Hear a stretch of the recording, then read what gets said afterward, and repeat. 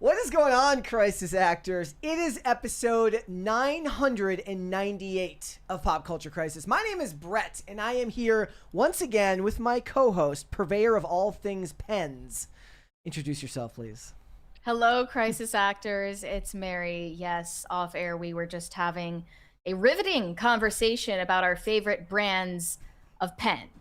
And in case any of you were looking for a recommendation, I have the pen to end all pens, and it is the Papermate Inkjoy. Okay. It's technically a gel pen, but it's not the texture of ink that you're thinking of. It's incredible. I was just complaining though, because I don't understand why they haven't found the technology yet to create a pen that runs out of ink all at once, instead of leaving you in this limbo stage for like 2 weeks where it's like sometimes it's working, other times it's not.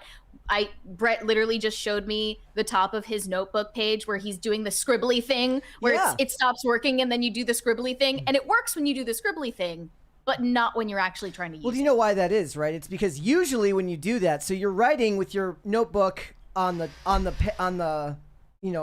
table, but then when you do the scribbly thing, you pick it up to do Well, this. I don't do that. I do that, and that's probably why it works. I think it's literally just because it's like out of spite that This it is doesn't like work. the signed 20 there. We have a $20 super chat from Value in You. Okay, Mary, inquiring algorithms would like to know, please, what is an internet show? Are those old clips just recently posted, or is this something brand new for you? Wasn't sure exactly what I was looking at.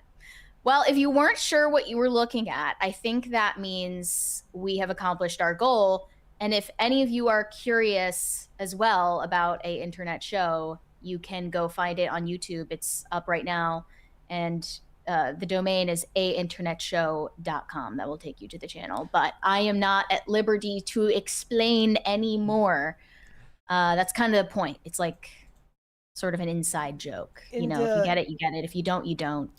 I can't do much to help you. The pen discussion we're bordering on Seinfeld territory, talking about pens like this. No, I know, but it's important. It's about quality of life. Guys, I put a poll up. Mary asked to put a poll up today. She wants to know, first of all, it's Friday the 13th. So, yes, it is. Fingers crossed that nothing goes wrong today.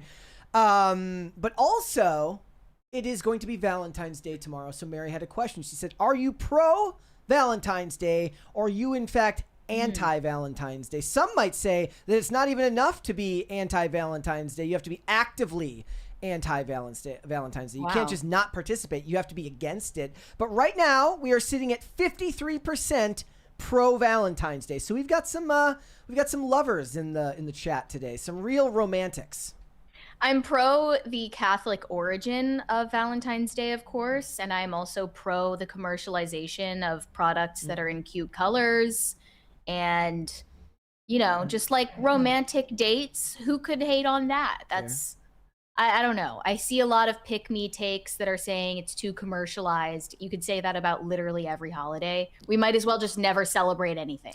And if anybody was wondering, since this is also, it's my chance to shout it out. I don't know the name of this particular Beek pen, but it's the one with like the rubber handle towards the tip that just makes it that much better. I recommend everybody go out and buy these. They're not too blotty like the Pilot pens, which look like they look like Pollock paintings. It's all like smushed and gross. Yeah. And it bleeds all over the way I've notebook. crashed out so many times writing someone a birthday card, and then the side of my hand touches the yes ink.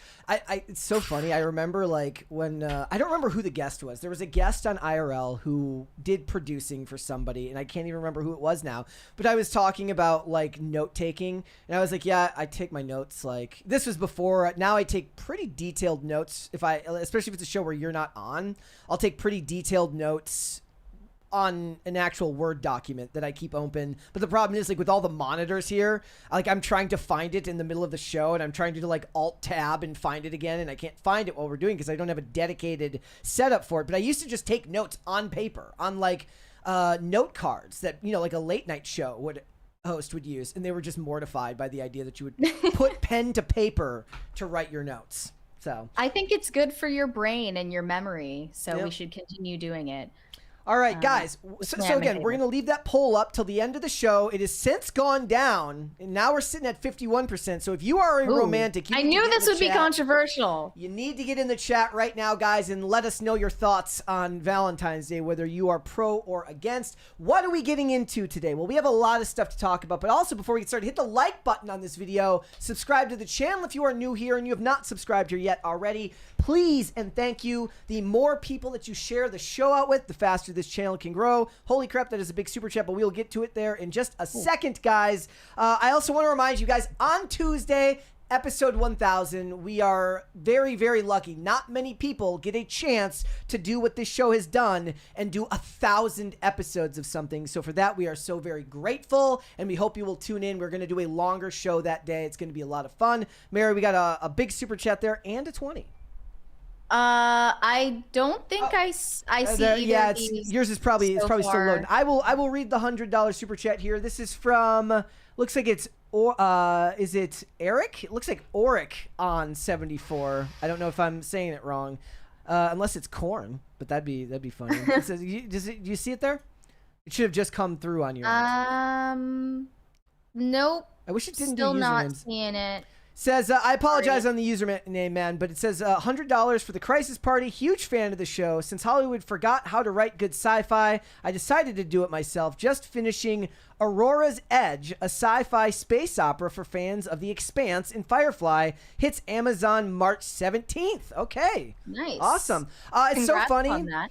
I actually just, I was bringing up Nathan Fillion today, speaking of Firefly, because I did a video, which is going to be coming out tonight at 7 p.m. They're doing a Rockford Files reboot, which my dad loved Rockford Files. It was obviously well before even my time. But they got David Boreanaz to star in that show, who's on a generational run on network television. He went from Buffy the Vampire Slayer to Angel, from Angel to Bones, from Bones to SEAL Team. 5 seasons for Angel, if I remember correctly, 12 for Bones, 7 for SEAL Team.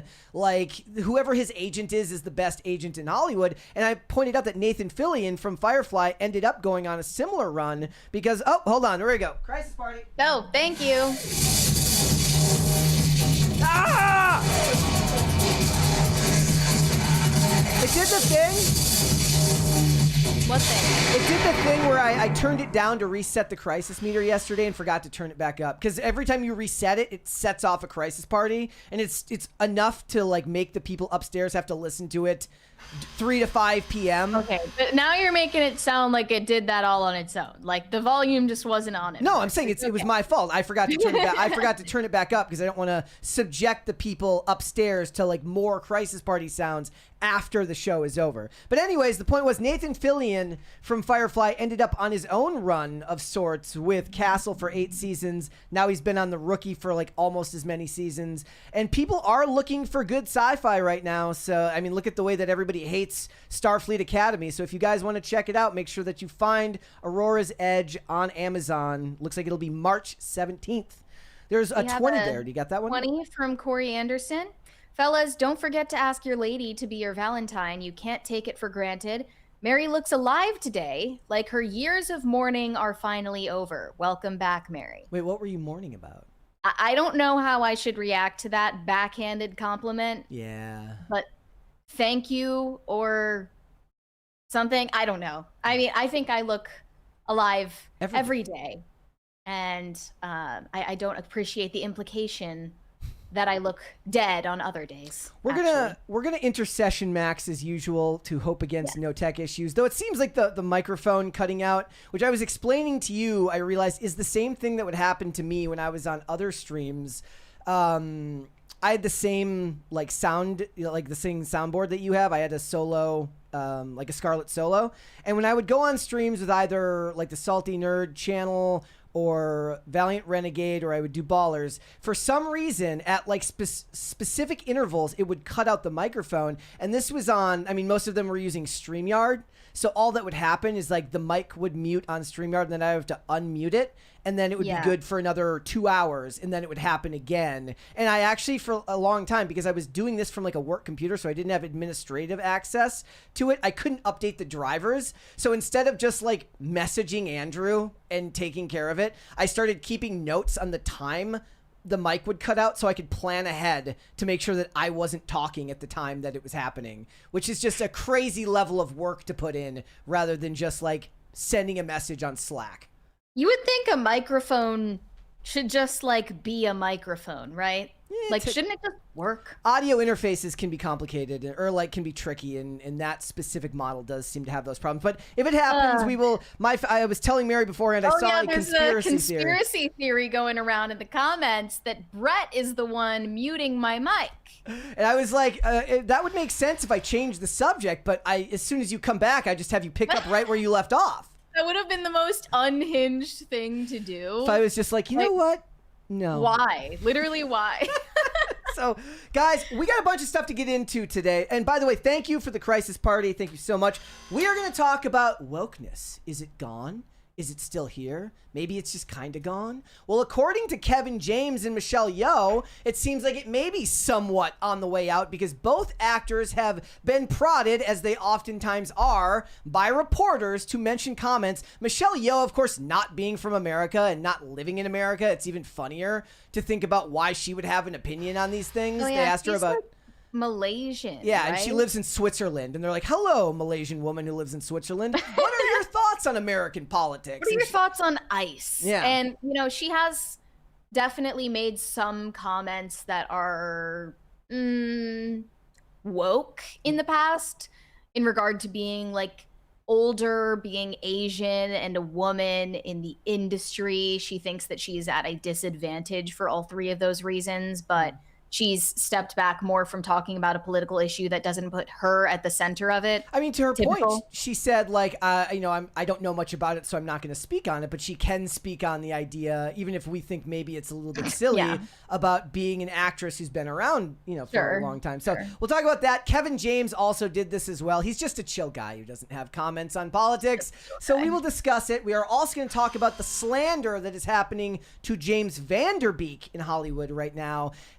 Just days after he passed away, people are now slandering him as MAGA and celebrating his death because people on the internet are absolutely disgusting. We have a 20 from Pop Culture Junkie. Sorry to interrupt. Consider me an early adopter of a internet show. Not quite sure where you're going with it, but I don't care. I'll just keep watching. There you go. Thank you, Pop Culture Junkie. I appreciate that very much. But just make sure you keep it quiet. Keep it a little bit of a secret, okay? Thank you. It's sort of like Fight Club. Yeah. Like, we don't talk about the internet. All right, you guys.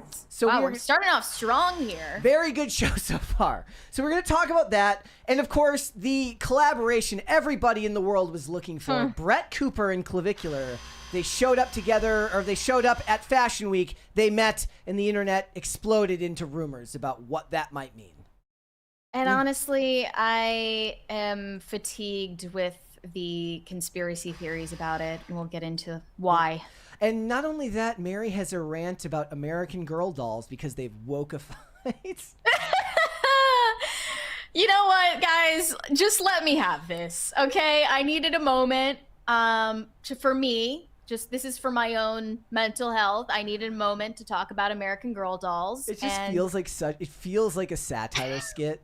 The wokeification of American Girl dolls. It's not something. It's not something I would watch as a skit. Yes, somehow it's real. It's real life. You know, I don't even know if they're wokeifying them. I feel like a huge portion of the fan base that is way too old to be playing with dolls is guilty of wokeifying them. But we'll get into all of that unhinged nonsense later. Jeremy Briggs in the chat says Brett tends to be a boy's name. Yeah, that's what I do, guys. When I'm feeling down about myself, what I do is I go to Brett Cooper videos and I just read the comments and disassociate and imagine they're talking about me. That's what I do. So we're gonna that. Also, guys, Gen Z has officially been deemed by studies the first generation dumber than the generation that came before it, which is shocking. But not Gen really. Z is retarded, Yeah. according to science. No, but the thing is like they were talking about it because remember, like millennials and computers, like Gen Z was like the first generation. They're like, yeah, I don't want to learn how to use a computer because they got, they had the phone in the pocket and they had tablets and they're like, what? Exactly. Like, how do I defrag a hard drive? I don't know how to do that. So we're gonna talk about that. We got a bunch of other stuff. If you're ready to go, we can go. Are you ready? Yeah, let's go. You know what we should start doing? We should start taking bets as to what segment the mic cuts out in.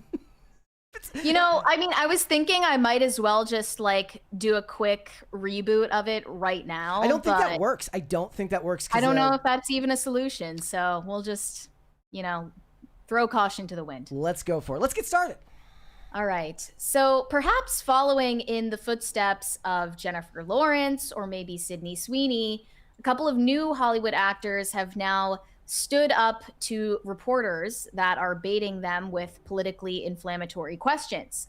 And one of them is our favorite Hollywood chill guy, Kevin James, who just came out with a new rom-com from Angel Studios, actually, which in and of itself implies some sort of political bent, some sort of values alignment between him and the people who run Angel Studios. Only if they're the ones actually producing it and not licensing it. Because plenty of movies have been licensed with big name actors who definitely didn't. Remember when Letitia Wright had to like address whether she liked Ben Shapiro or not?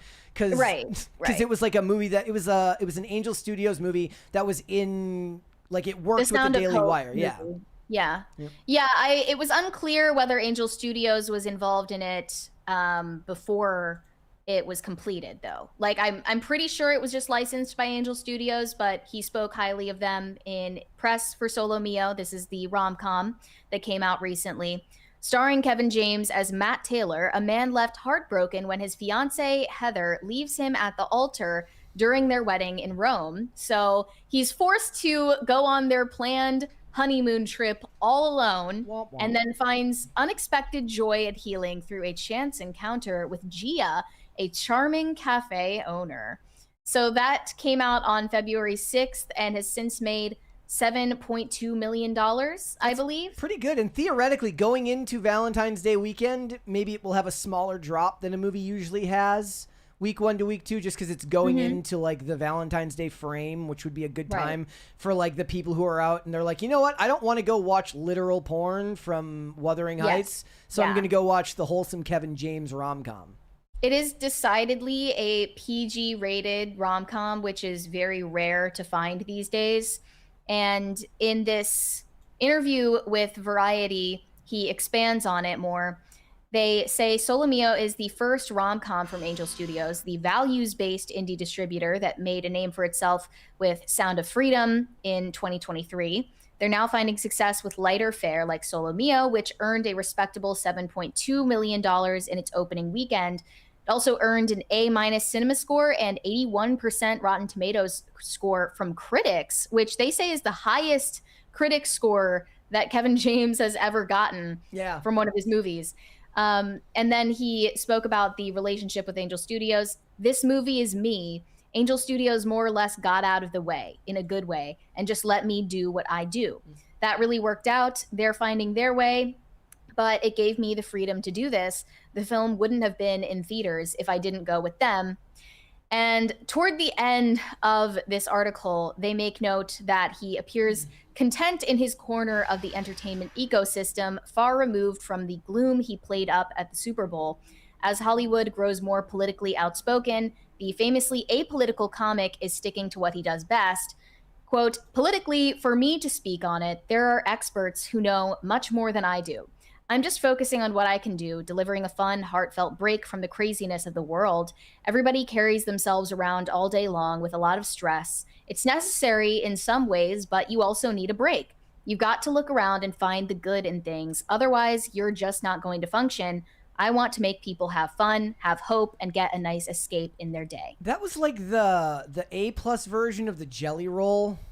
Oh, the Jelly Roll version was a D-. That's what I'm saying. This is the gold standard. If you want to be like, you know what? I'm not I didn't go to school. I don't have a political science degree. Why would you follow me for politics? This is the gold standard for doing so.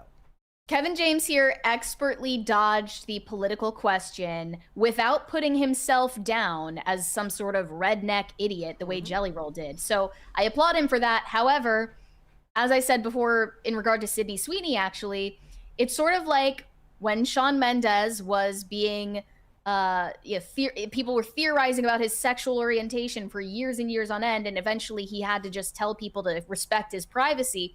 When you say that, when you refrain to say something, people are going to translate that into "I'm gay," and with this statement, everyone translates it into "I'm a closet Republican, please leave me alone." Yeah. And that's fine. There's no getting around that, really. But honestly, let's contrast that. There is a like a show that could be made about like the one liberal who doesn't want to tell you their politics. Like, who just keeps it to themselves, but then has to like deal with everybody thinking they're a closet Republican. Well, I also say that he's a closet Republican for a reason, which is that I know he's very serious about his faith. He's a Catholic, a practicing Catholic. He's married. I know that about him for sure. 4 kids. So I think that his life also speaks for itself, that he is conservative leaning, at least in his personal life, and probably right leaning in his politics, but he refrains from going around sharing that and killing the vibe. But let's contrast that with Michelle Yeoh's recent comments at a press conference at the Berlin Film Festival, where she was asked about politics. Despite not being American, she was asked for her thoughts on Trump's ICE raids. And they're at the Berlin Film Festival. At a film festival, yes. So, when asked by a reporter if she had any comment as an international actress on the current state of the US, likely meaning the ICE raids, though that was not specified, Michelle Yeoh said, "I don't think I am in the position to really talk about the political situation in the US, and I also cannot presume to say I understand how it is. So, best not to talk about something I don't know about." And then they mentioned she is Malaysian and primarily lives in Switzerland. She added that she wanted to concentrate on what is important for us, which is cinema. At a film festival, no less. You would assume that would be the focus of the conversation. And they're like, why would you want to do that? Like, there's stuff you need to speak out about right now or you're a bad person. Yeah, and then she goes further to talk about how cinema is devalued because there is an ongoing, attention span deficit in younger generations, and they're not going to consider long form entertainment as important anymore.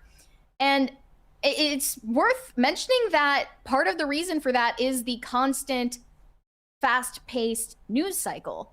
Like, that is part of the reason why our attention spans are shortening and our brains are atrophying, is because of the constant influx of news and rage bait and engagement bait.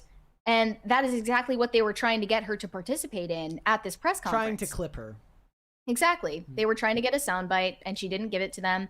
And I don't think that her comment came off as a like the statement that Kevin James made. No, like, not in the same way. She doesn't strike me as right-leaning or conservative-leaning whatsoever. And I say that because of her past comments about basically DEI. Like, she is very much in favor of DEI casting.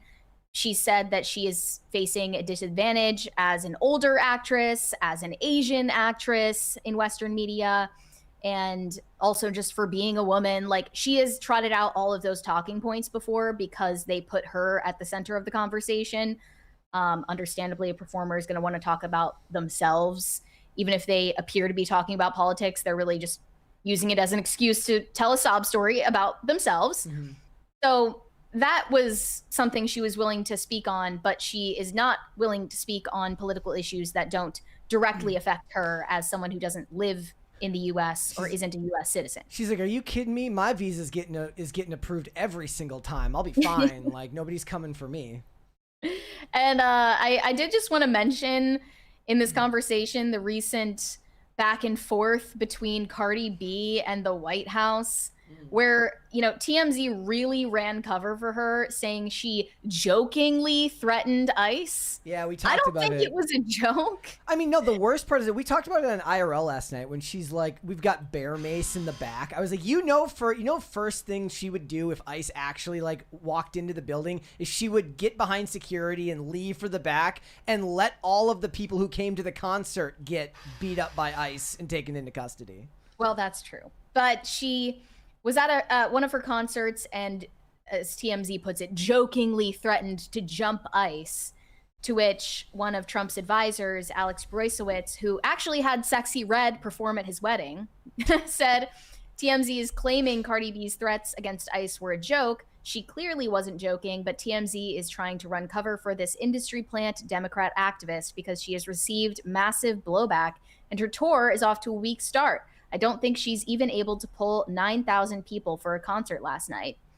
And then Homeland Security responded to Cardi B because we live in ridiculous times. It is I don't ridiculous. think this justified a response from DHS unless it were the response of, you know, a warrant for her arrest. But they said, as long as she doesn't drug and rob our agents, we'll consider that an improvement on her past behavior. Because she has admitted in the past that when she was a stripper, she would drug men and take their money. Didn't she sue some YouTuber for like saying that back in the day? I can't remember who it was or what the details were, but yes, she has. I mentioned once on an episode of IRL that story, and somebody tagged her in one of my Instagram skating posts and said, this guy is slandering you on a huge YouTube show. And I was like, really, bro?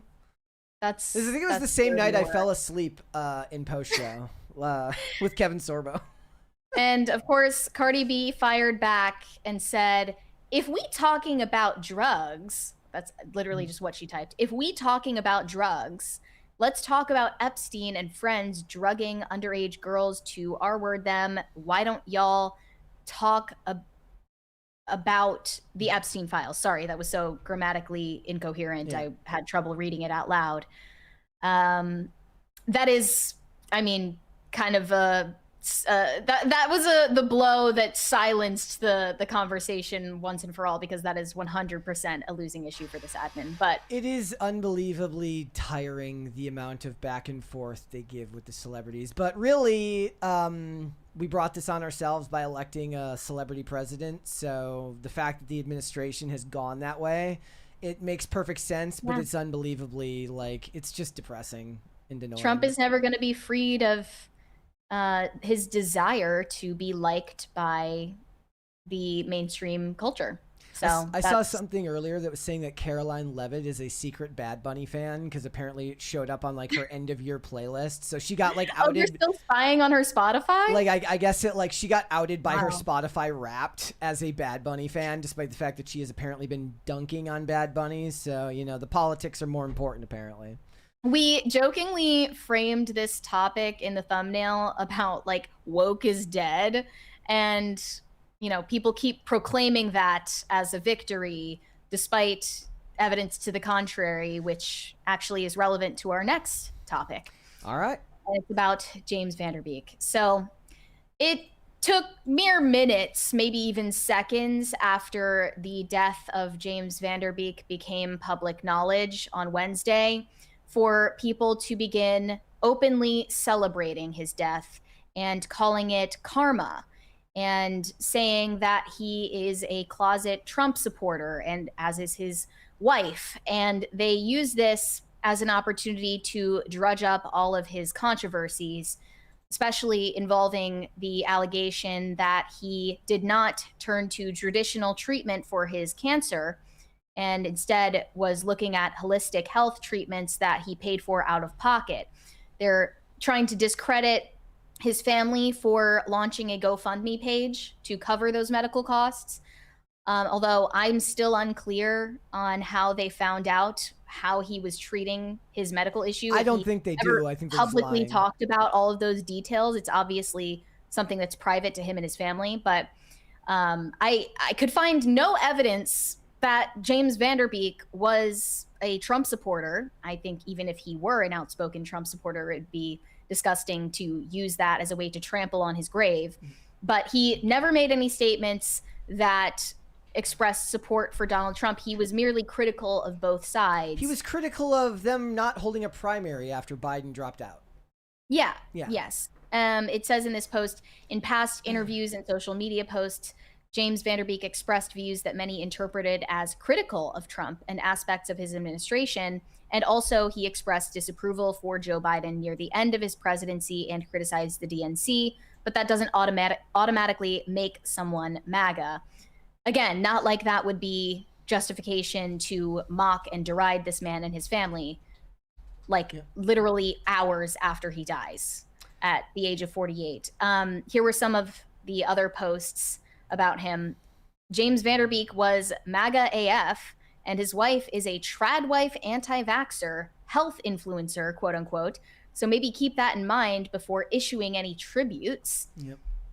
They also mentioned that back in January of 2022, Rolling Stone published a deep dive on Kimberly Vanderbeek's and her husband's ties to Austin wellness circles that they claimed tend to promote anti-vaccine, anti-government mandate beliefs, masked as an embrace of holistic health. They claim that Kimberly has platformed articles that suggest autism is caused by vaccines, supported by Jessica Biel's anti-vaccine lobbying alongside RFK Jr., and shared posts that falsely reported rapper DMX's death was linked to the COVID vaccine.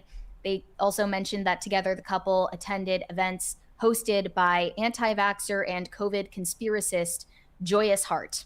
So here's the other thing. When people say the left is a cult, I do think both sides of the aisle can have people that definitely fall into cult territory, especially around like undying, unwavering support for Donald Trump on the right. But here's the thing. You either agree with them on every issue or you're an other. And this is what I mean by that. This was printed by Pink News, bastion of right-wing entertainment, Pink News. It says, remembering James Vanderbeek's LGBTQ allyship. It says, how is two gay people getting married a threat? So apparently he at one point in his career, they had said that there was like speculation that he might be gay, and he simply laughed it off and said there's worse things in the world to be, because it wasn't that big of a deal and it didn't bother him.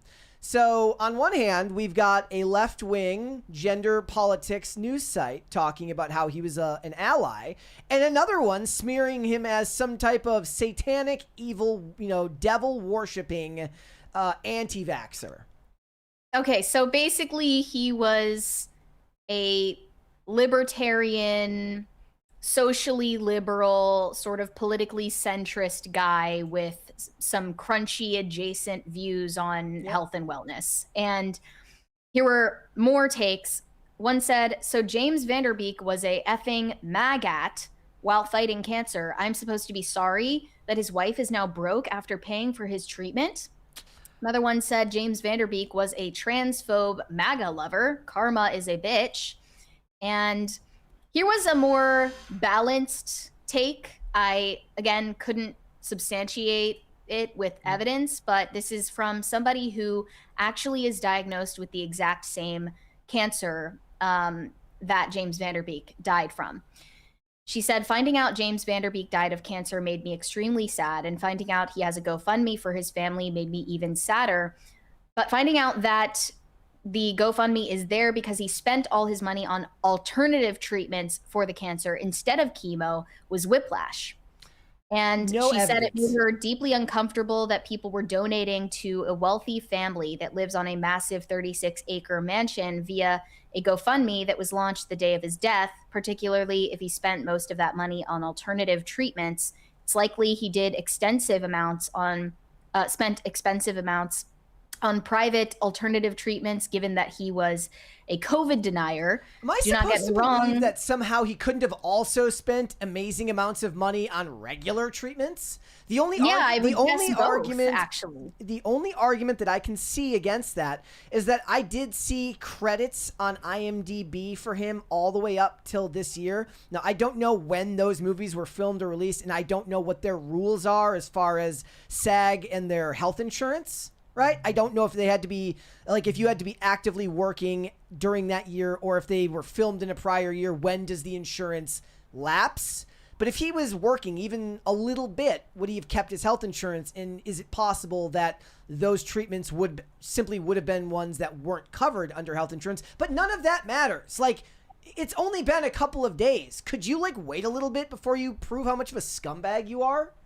Yeah, she went on and said, don't get me wrong, his death is tragic nonetheless, but stage 3 colorectal cancer is very treatable and has a 70% 5-year survival rate. James Vanderbeek and I have the same type of cancer, both stage 3 colon cancer. It requires a resection of the colon, is extremely treatable and curable too. It's a locally advanced but not metastasized form.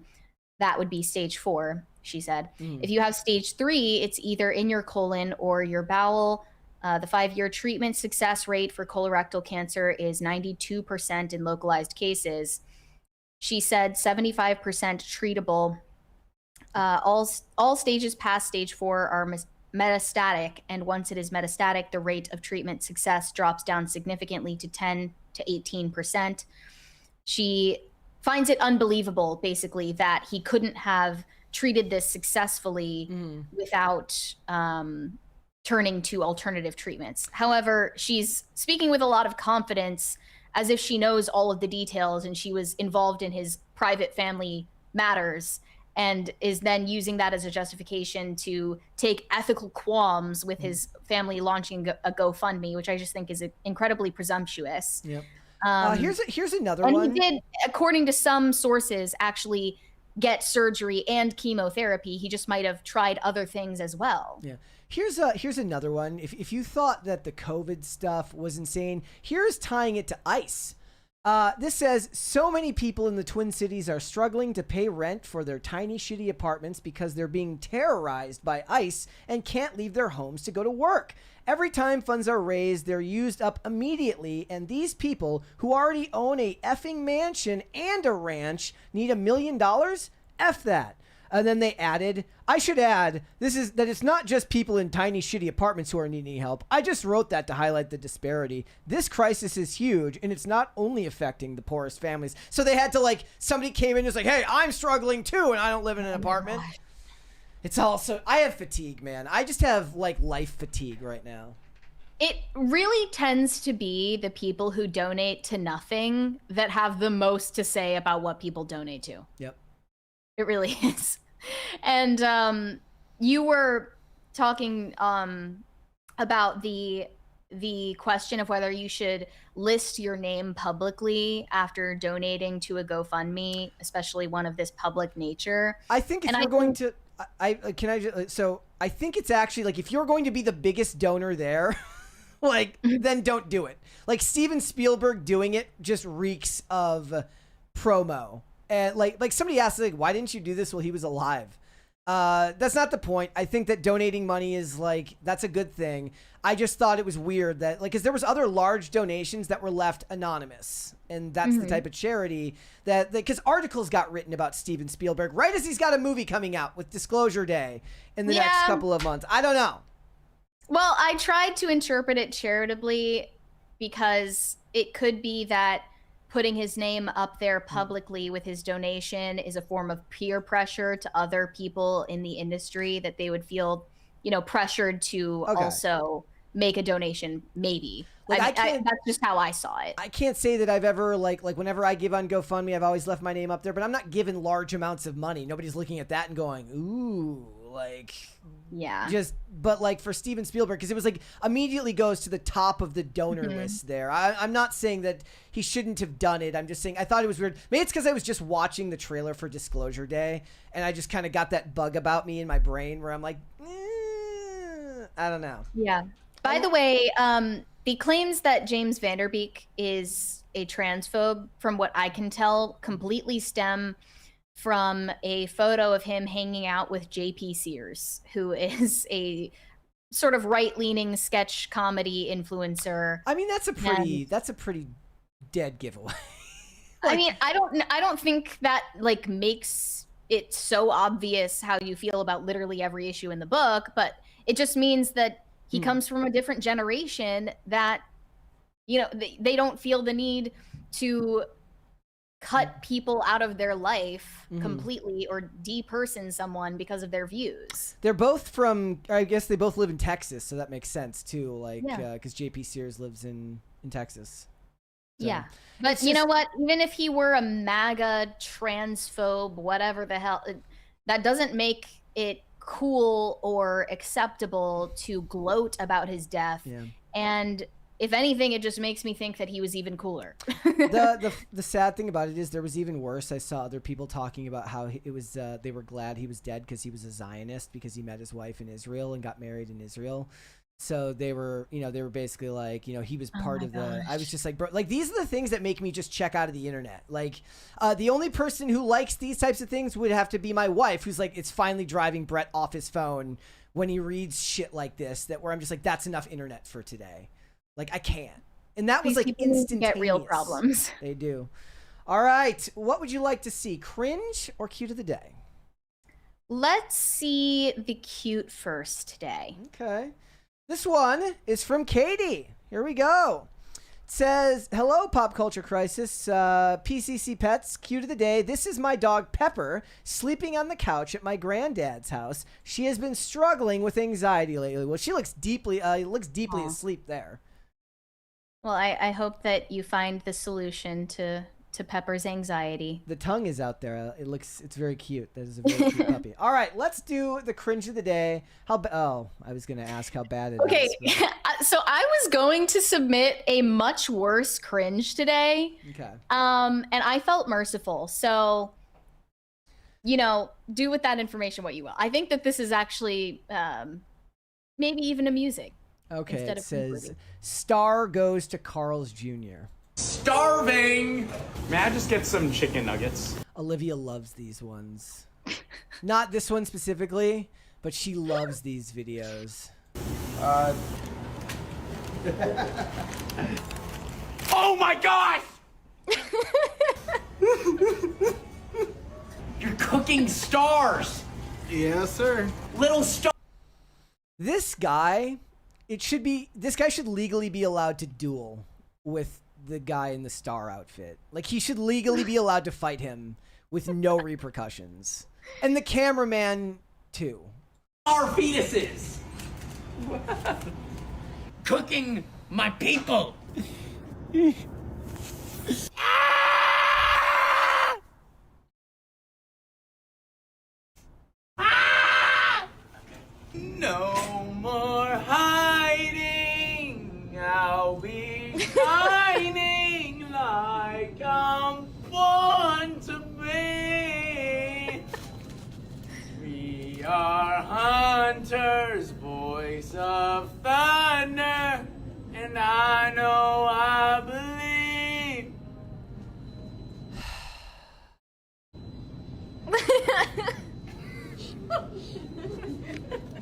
Okay, it's not as bad as bad singing cringe, but it's pretty bad. Keep in mind, this was the good option. This was the merciful option. Well, I appreciate you showing mercy. All right.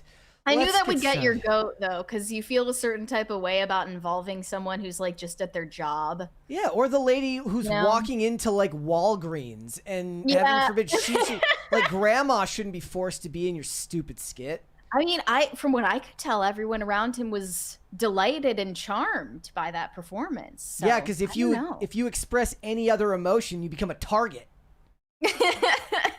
Let's move on. Intercession maxing technology-wise. Let's hopefully things hold up. Let's move on. A crossover between Clavicular and Brett Cooper was not on my 2026 bingo card, but here we are. So, The last time that we issued an update on Clavicular was after he got arrested, and he was charged with 2 felonies. Somehow, inexplicably, he was spared of charges. They dropped the charges because, according to the police, they felt like they couldn't get a conviction on him, which is insane considering the fact that he streams and records literally everything he does. So you would have all the evidence you need. Is his dad like a lawyer? Some people think that he skirted justice because if you mog, you can just get away with anything. And what immediately followed was a trip to New York City, which, had the charges not been dropped, he would not be able to do. So he showed up in New York for Fashion Week because he was slated to appear in a fashion show by designer Elena Velez. And that is relevant because Elena Velez is a somewhat controversial figure in the fashion world who has been called herself post-woke. Some people believe that she, yeah, I know, right? Like, it's just such an eye roll. Some people believe that she stands against woke orthodoxy in the fashion and art world. I have no idea why that may be. She's part of the intellectual... with certain controversial podcasters like the hosts of Red Scare. And you basically understand the milieu where it would make sense to put someone like Clavicular in your fashion show. It's the internet dark web, or it's the intellectual dark web of the fashion industry. Yeah, the intellectual dork web, basically.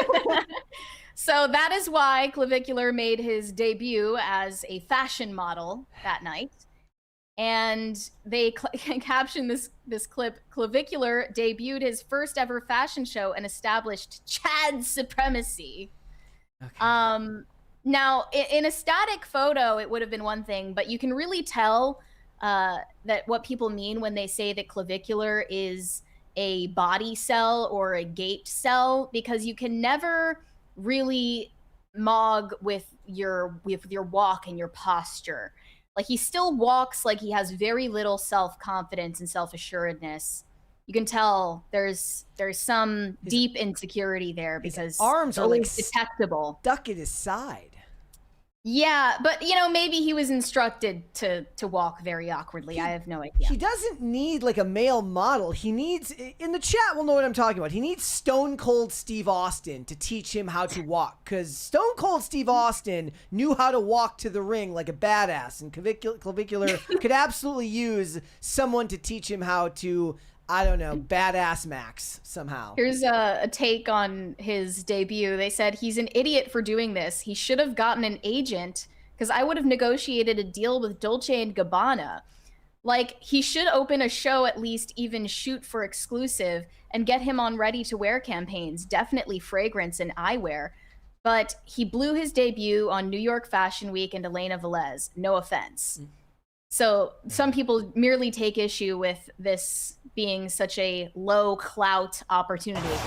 But after he finished his debut on the runway, he went backstage and met some fellow E-celebs, including Brett Cooper and another one in the clip who is the owner of EV Magazine, Brittany Hugeboom. She was in the clip as well, but not many people are pointing that out. I was just distracted by it the whole time because I know her. There was also should we play the clip? Does it matter? Yeah, let's watch the clip. Okay, here we go. Okay. Yeah. Okay. And Brett's gonna, if you want to say hi to Brett. Brett, what's up? How are you? Amazing. Nice to meet you. Thanks for coming. Good job. You thought it was good? Very good. Brett. Okay. Hi. Hello. Oh my God, Liv! Hi. Wait, no makeup. Because of the makeup. She totally mogged him. She was so much more excited to meet the girl. I know, right? It's because of the I'm makeup. sorry. It's contracted to take the photos. No, I'm Liv. Nice to meet Yeah, you. he's Okay. This just looks like the worst thing I would rather die than go through whatever the hell I'm just watching right now. This, I look different because of the makeup. You look incredible. Oh my gosh. Yeah, we're taking some pressure. Yeah, sorry. yeah. How are you? Take your Okay, back to what we were talking about. All right. So in this clip, they shake hands and say hello, and Clavicular asks Brett if he did good in the runway show, to which she says, and I think this is quite revealing, it was a good show. Like, she didn't compliment him. She complimented the show. And then she, as soon as she shakes his hand, backs away like 5 feet immediately, and then resumes a side conversation that she was having with someone else. And then this influencer named Liv Schmidt comes up, and she meets Liv and is visibly far more excited to meet this other influencer compared to her reaction to meeting Clavicular, which I also think is telling. Who is the other lady? Liv Schmidt. We've talked about her on the show before because she's like this skinny influencer. She runs this thing called the Skinny Society, where she coaches women on how to lose weight, and she was featured in the show as well. But they're mutuals, so you saw Brett meet her as well, and she was far more enthusiastic about meeting Liv compared to Clavicular. Now, additional context, merely days before this happened, Clavicular on his stream publicly said something very disgusting and vulgar about Brett Cooper. And I don't really even want to repeat what he said word for word, but it was incredibly graphic and very disgusting and disrespectful to both her and her husband. You can probably gather what I mean by that. And I have no idea if she was made aware of that before meeting him, or maybe she did know about it and just tried to not address it and play it off and be polite. And both of those explanations would make perfect sense to me, because what are you going to do? Like, start an on-camera confrontation with somebody while thousands of people are watching the live stream? That would just make everything worse. No, so I understand it's why exactly what he would want. Like, that's exactly that what he would would be want. content for him, for her to, give him more attention than he deserves. But overall, the impression I got from this is that Brett Cooper very clearly dissed him as soon as she saw him in the room. And nobody else appears to be interpreting it that way. Everyone else is making these wild claims about how she's in love with him, she's enamored with him, she's making the eyes at him. So, guys, I want to point out, you guys saw the video, and then let me put it back up here, because it is actually important to understand just how important framing is on the internet. And the people who are the best at making you angry for the sake of a buck are the ones who know how to frame something in a way that will get a reaction. So let's play this clip again for you guys. We're not going to watch the whole thing, but just the beginning where she meets him. Yeah. Brett's gonna, if you want to say hi to Brett. Brett, what's up? How are you? Amazing. Nice to meet you. Thanks for Okay. coming. Good job. Good job. That's what she says. Now let's look at the post that this person shared, where it says, conservative podcaster Brett Cooper flew out to NYC Fashion Week to meet Clavicular. This is her face when she met him. She's married. Bros, if you think you're safe because you got a ring on your girl's finger, you need to wake up. This is why the internet is a place you can no longer trust. This is why X and all of these sites are awful now, because this is designed to reframe a completely innocuous situation in a way that will drive traffic to your worst instincts. Meaning, if you have any skepticism towards women, especially if you're in the red pill space or any of that, this is designed to make you angry to drive traffic online. Yeah, and another wild assumption that people are making right off the bat is that she flew to New York City purely for the purpose of meeting Clavicular. Well, that's what I mean by framing. Completely made up. Like, no evidence whatsoever that is the reason she flew to New York City. I can say, just based on my knowledge, I actually didn't end up going to this event, but there is an event that's already announced that is being held by Evie Magazine, which is run by the woman to the left of Brett Cooper in this photo. She obviously invited Brett Cooper to this Evie Magazine event, which is taking place in conjunction with Fashion Week, hence why she's in town. So where is this coming from, this wild assumption that Brett Cooper flew out to New York just to meet Clavicular? If I flew out to a different city just to meet someone, would I shake this person's hand and then immediately ignore their existence? And if somebody did that to me, if I like met someone and they said, hi, nice to meet you, and then immediately ignored me and went to a different conversation, I would actually feel dissed by that. But people are taking this running with it and creating basically fan fiction about these two people. They're playing with dolls, essentially.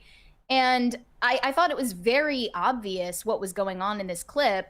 I tweeted this out earlier saying I may be reading it into it too much now, but I just watched a guy get dissed and then freeze into a near catatonic state.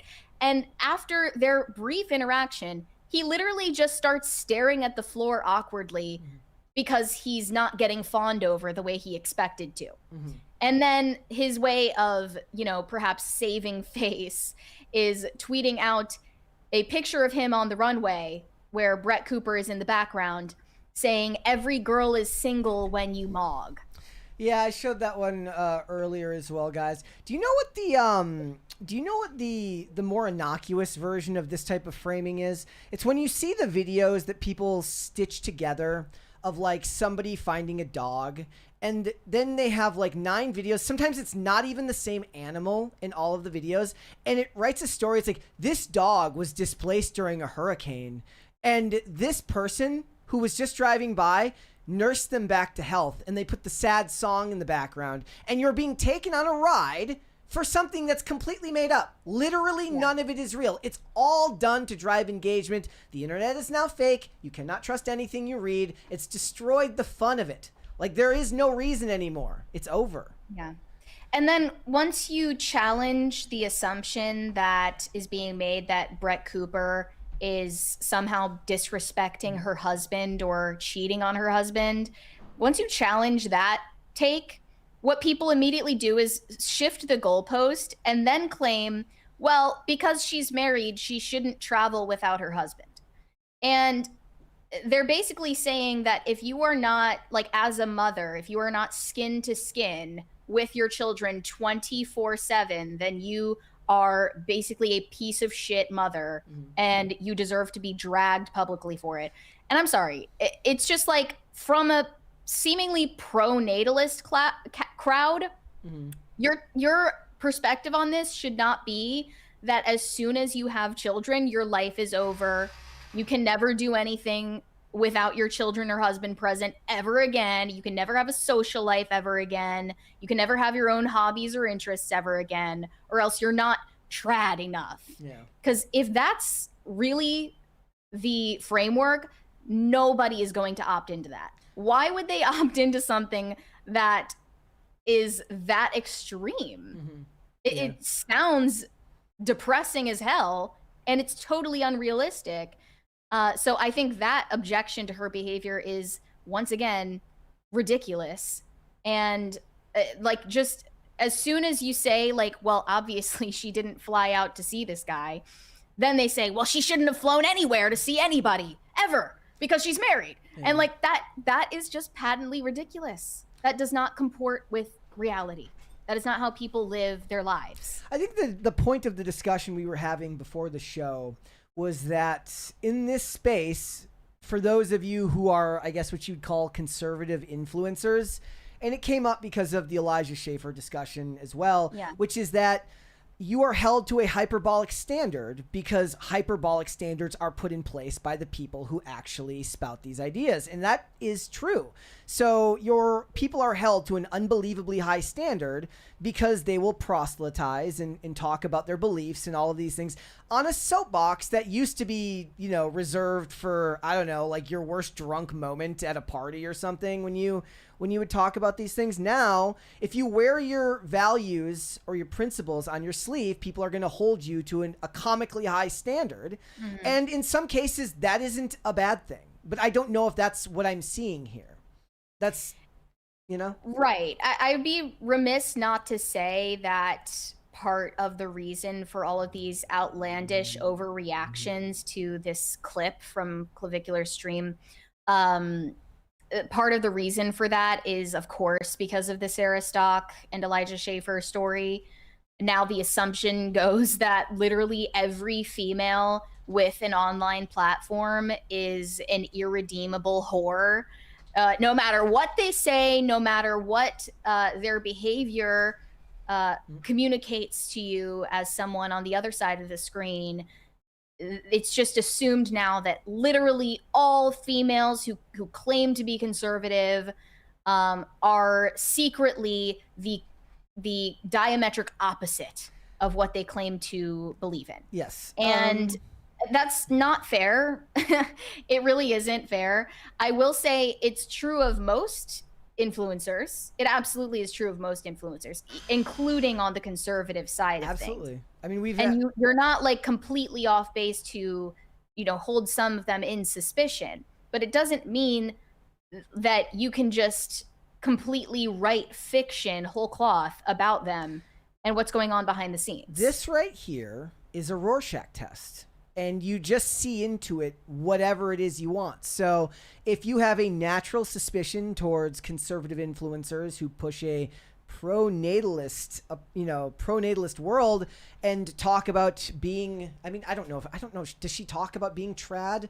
Somehow I imagine they don't use that word, right? Because that's part of the hyperbole, right? The hyperbole is putting it into, giving it a name and all of this shit. Yeah. So it's a Rorschach test. If you find that movement to be particularly offensive because you think a lot of them are lying, you will see exactly what this person saw there. But I don't know if I necessarily even buy that this person sees that. I think that what they see most of the time is something that can drive engagement. So it doesn't matter whether they believe it.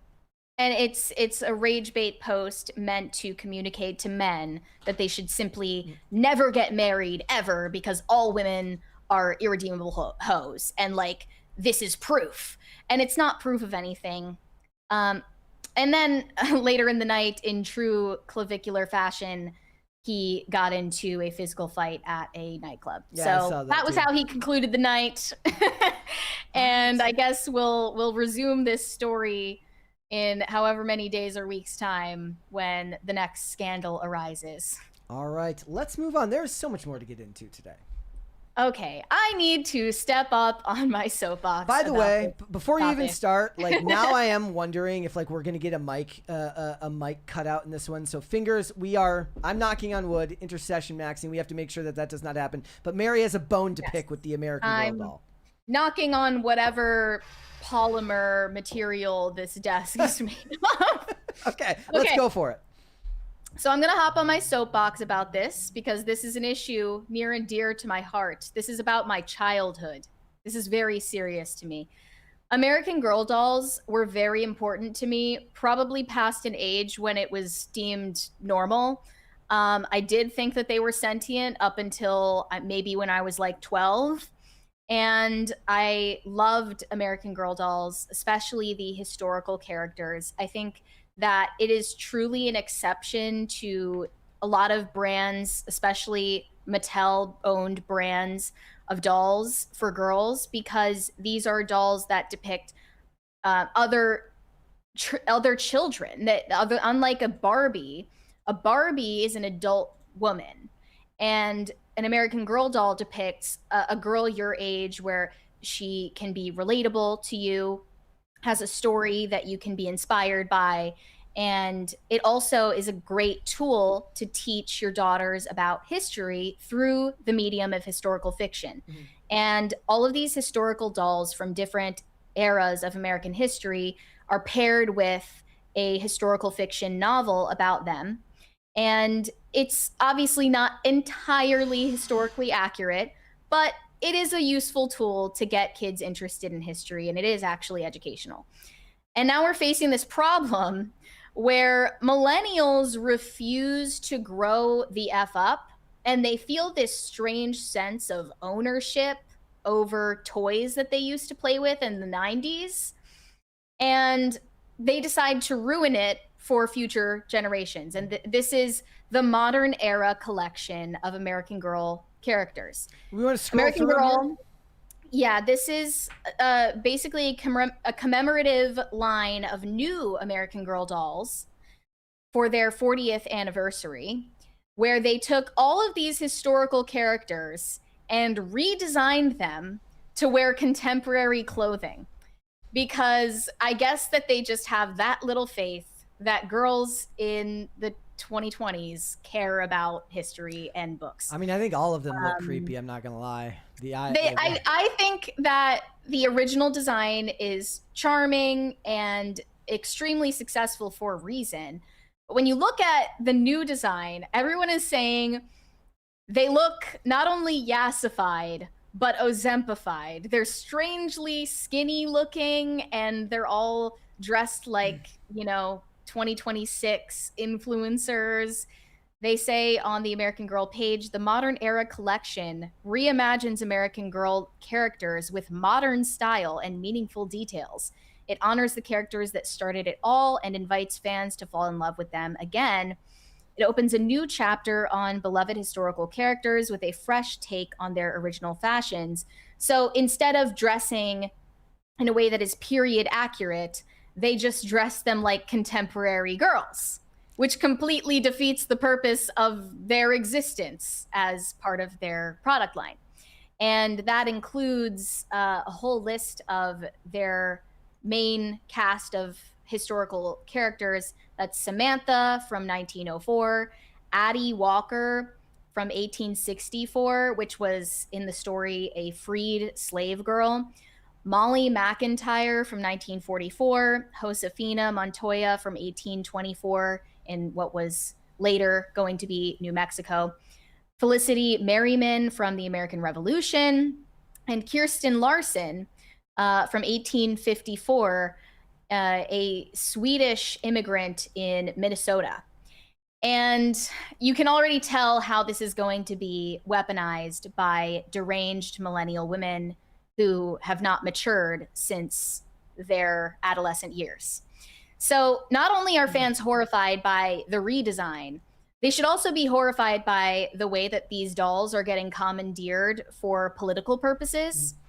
Now, when I saw this headline, I was incredibly worried. It says, calling all elder millennials, there's a new American Girl novel for adults. And they claim millennials will swoon. And I was so terrified that I was going to read the description of this book about Samantha as an adult and see that it was like book talk levels of salacious graphic detail. But fortunately, that's not the case. Still think it's completely redundant and useless to take this little girl character and fast forward her life to when she's in her mid-20s, because little girls don't care about that. They want to read about another girl their age. Do you think that this is just financial? That they're just like looking to to expand in the market? Yes, it is, because little kids are not playing with toys anymore. Hence the storyline of the new Toy Story movie, which is about tablets replacing toys. And they realized they have this target demographic of adult women who have basically nostalgia for these toys they used to play with. And they have to find some way to cater to that target demographic if they want to stay afloat. And it's not marketed towards mothers, it's marketed towards adult, childless millennial women. Hence, this Rolling Stone article that I came across was published yesterday. Meet the American Girl doll influencers protesting ICE. Oh boy. Can you pull up that image? They are starting Instagram and TikTok pages for their American Girl dolls and dressing them up in protest uniforms, some of which, as you can see on the right, are incredibly mature. They put that doll in lingerie, basically, and a mini skirt. That's downright pedophilic, but okay. And they're all wearing shirts that say F ICE. Wait, the one in the middle says ICE. Like, is the one in the middle? One of them is an ICE officer. So there's like a protest to the protest doll? Right. They're in a clash on the streets of Minnesota. Okay. And this article does a deep dive on a bunch of deranged millennial, Gen X, and boomer women who use American Girl dolls to express their dismay with the current administration and immigration policy. Mic cut out. Okay, hold.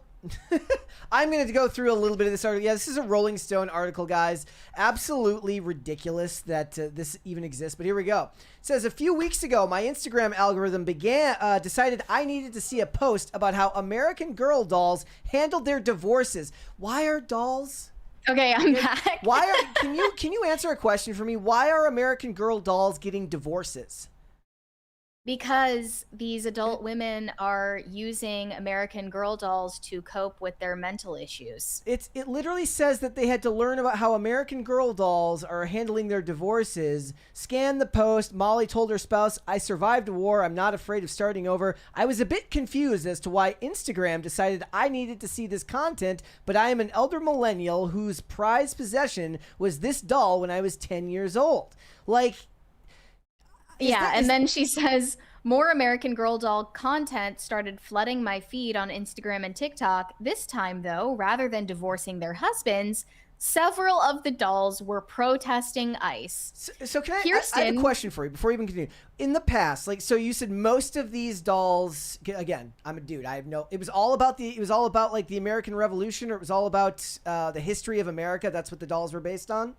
Right, they were based in different eras of American history. Was there ever a time where they branched out and released dolls that had stuff to do with anything else, stuff more current? Well, that's actually why the modern remakes of the historical dolls are so redundant, because they actually have a yearly series called Girl of the Year where they make a new character that is set in the contemporary era. Okay. So they have a new doll that's set in present day every year.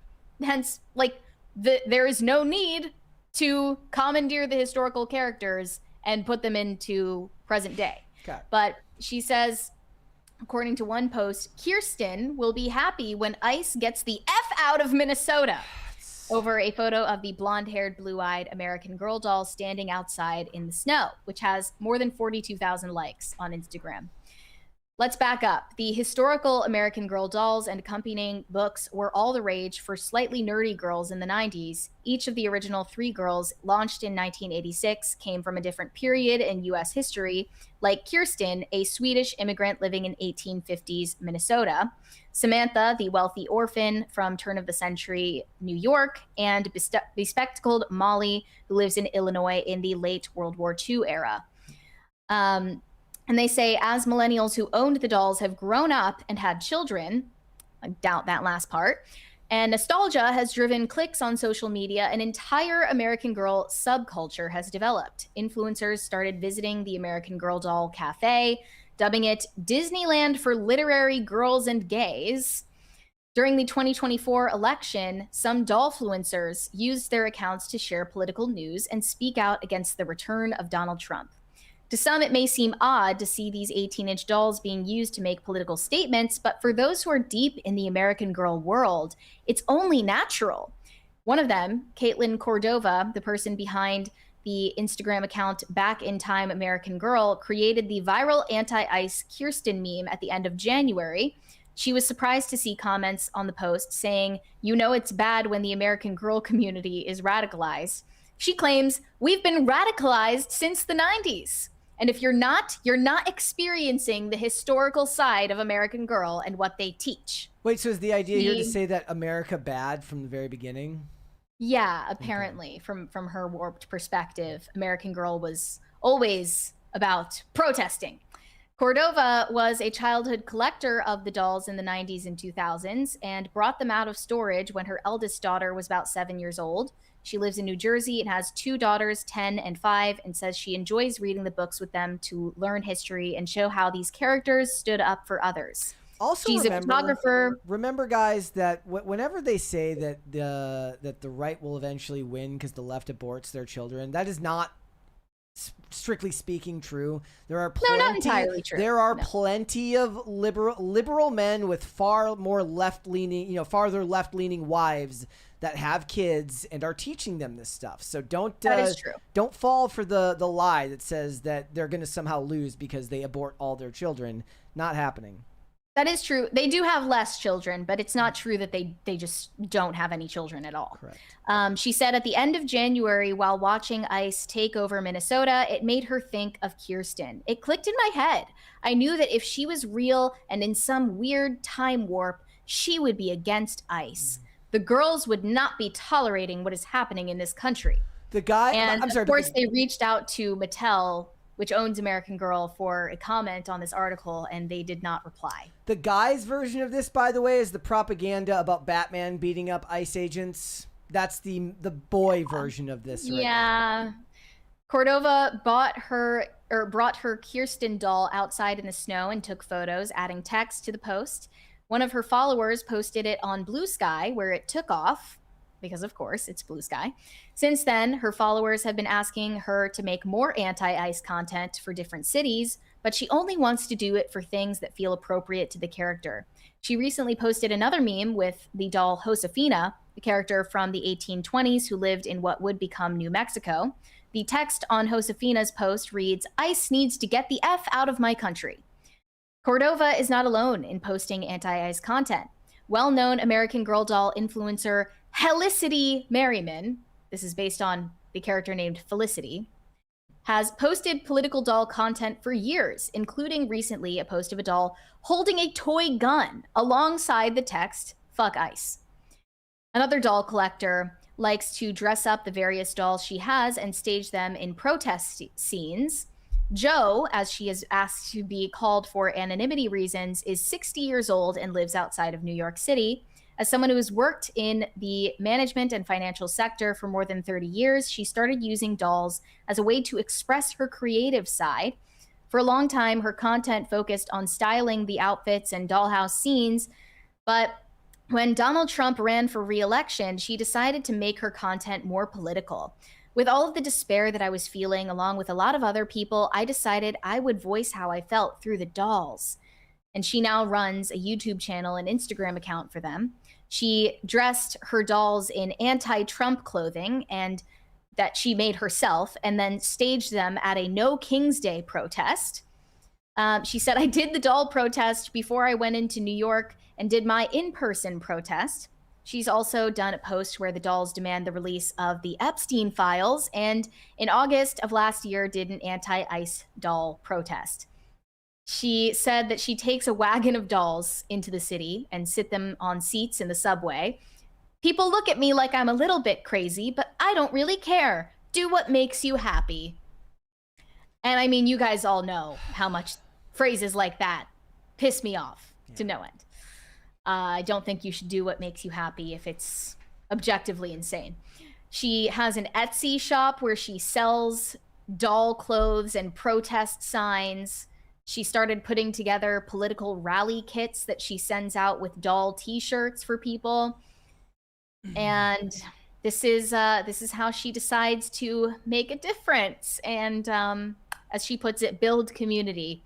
Even if it started with an American Girl doll, I don't care. Some people start other ways. That's how I started. Women are losing it. Women are losing their minds. Well, this behavior is out of control. The funny thing is the argument that would have been made if it wasn't for the fact that that first lady has 2 children is they'd say women's maternal instincts are being suppressed by birth control and abortion, and they're sublimating it all outwards towards social causes because they don't have anybody to nurture or mother. But that woman has 2 kids. Mm-hmm. The first woman has 2 kids. I don't know about the second. Well, the same lady. goes for Renee Good. She had children. It's just, I can't. It's pure mind virus. Yeah. Truly. And these are the people that Mattel has realized they need to market products to. Because the generation that's growing up today, first of all, isn't as interested in reading, just books, period. It's just a foreign concept to them. They don't even know how to turn the pages. This generation growing up today doesn't care about tactile play. They don't care about playing with toys anymore because a screen is so much more tantalizing. So what are they going to do with this entire industry? Well, they have to turn it to the people that grew up with these toys. And unfortunately, those women are mentally ill. So that's why they've taken this new turn with their marketing. All right, let's move on. That one broke me a little bit. Yeah. Let's move on. Yeah. Well, I guess this is kind of doomer as well. Yeah. Yeah, it turns out, according to a top neuroscientist, that Gen Z is the first generation in centuries to be dumber than the last. And I am not surprised by this at all. I will just say from the outset what a lot of us, I think, are thinking. Part of this if we're looking at statistics from the US, is attributable to demographic change. That much is obvious to me. There are less and less native-born American children in this country. There are less and less white children in this country, and obviously white children score higher on academic tests and IQ tests than racial minorities. So that, given that Gen Z is the least white generation that has ever been recorded in American history, that is part of the reason why we're seeing these results. I mean, sure, but you cannot discount what short form content is doing to people's ability to pay attention to what they're doing. Yes, I would just say we should mention that demographic change is definitely one of the reasons why we're seeing this trend. And this neuroscientist, Jared Horvath, gave his take in an interview with the New York Post. They say this generation born between 1997 and 2010 is the very first who did worse in school than the generation before them. And shockingly, they are proud of it. According to Horvath, they're the first generation in modern history to score lower on standardized academic tests than the one before it. And to make matters worse, most of these young people are overconfident about how smart they are. The smarter people think they are, the dumber they actually are. They underperformed on basically every cognitive measure, from basic attention, memory, literacy, numeracy, executive function, and general IQ. Horvath recently testified to these facts before Congress, telling a panel of lawmakers that Gen Zers who followed the millennial generation blew up humanity's proud academic record the wrong way. So what happened that caused an entire age group to bomb test scores? Horvath, who studied reams of data from standardized academic tests, told Congress that Gen Z's struggles stem from the fact that they're the first generation to grow up with constant screen time, and it's no substitute for real learning. And he's also very adamant that technology needs to not be a part of their classroom experience, even if, because of a failure in parenting, they're exposed to screens constantly at home. What doesn't help the situation is that in most learning environments, they are surrounded by educational technology, which is a farce. More than half of the time a teenager is awake, half of it is spent staring at a screen. Humans are biologically programmed to learn from other humans and from deep study, not flipping through screens for bullet point summaries. But digital devices called EdTech take up most of their brain matter during class time and homework. Then students spend their hours away from the classroom consulting with their personal arsenal of phones, tablets, and laptops, where they scroll through TikTok, fire off Snapchats, in between eyeballing summaries of classic literature, instead of picking up a book and actually reading it. Learning from screens has turned them into skimmers. And without the heavy lifting, even beautiful minds can turn into mush. Yeah. So I think that is part of the overconfidence aspect of it. They just think, oh, well, I can just look up the bullet points and I'll basically get it. They definitely have been raised with the assumption that older generations have no authority and no wisdom to offer them. So why would they show any respect for the wisdom contained in classic literature? And he went further to say, I'm not anti-tech, I'm pro-rigor. I don't think that take is far enough. I think that you actually do need to be anti-tech, at least when it comes to the classroom and most of their time outside of the classroom. And he said, a sad fact our generation has to face is this: our kids are less cognitively capable than we were at their age. We have been standardizing and measuring cognitive development since the late 1800s. Every generation has outperformed their parents until Gen Z. Across 80 countries, if you look at the data, once countries adopt digital technology widely in schools, performance goes down significantly.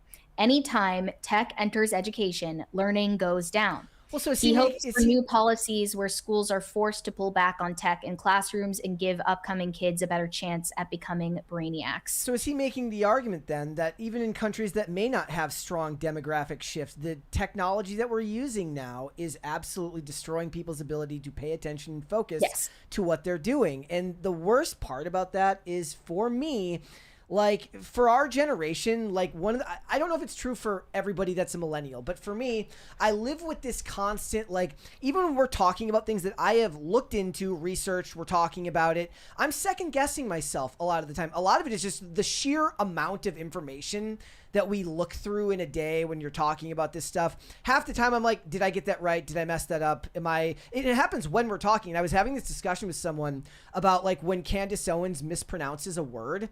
Like, I wish I could just go and just say it with the whole chest and know for a fact in my brain that what I'm saying is correct, even if it's not, right? But Dunning-Kruger is a real thing. And very often times now, people who think they're extremely smart just aren't. Yeah, I recently saw this piece from The Spectator about current day teenagers' views on religion, specifically Christianity, and they have a lot of discomfort with the idea of Jesus, and mainly it's because of their aversion to authority. The ironic claim the piece made is that they think Jesus has too much of a God complex.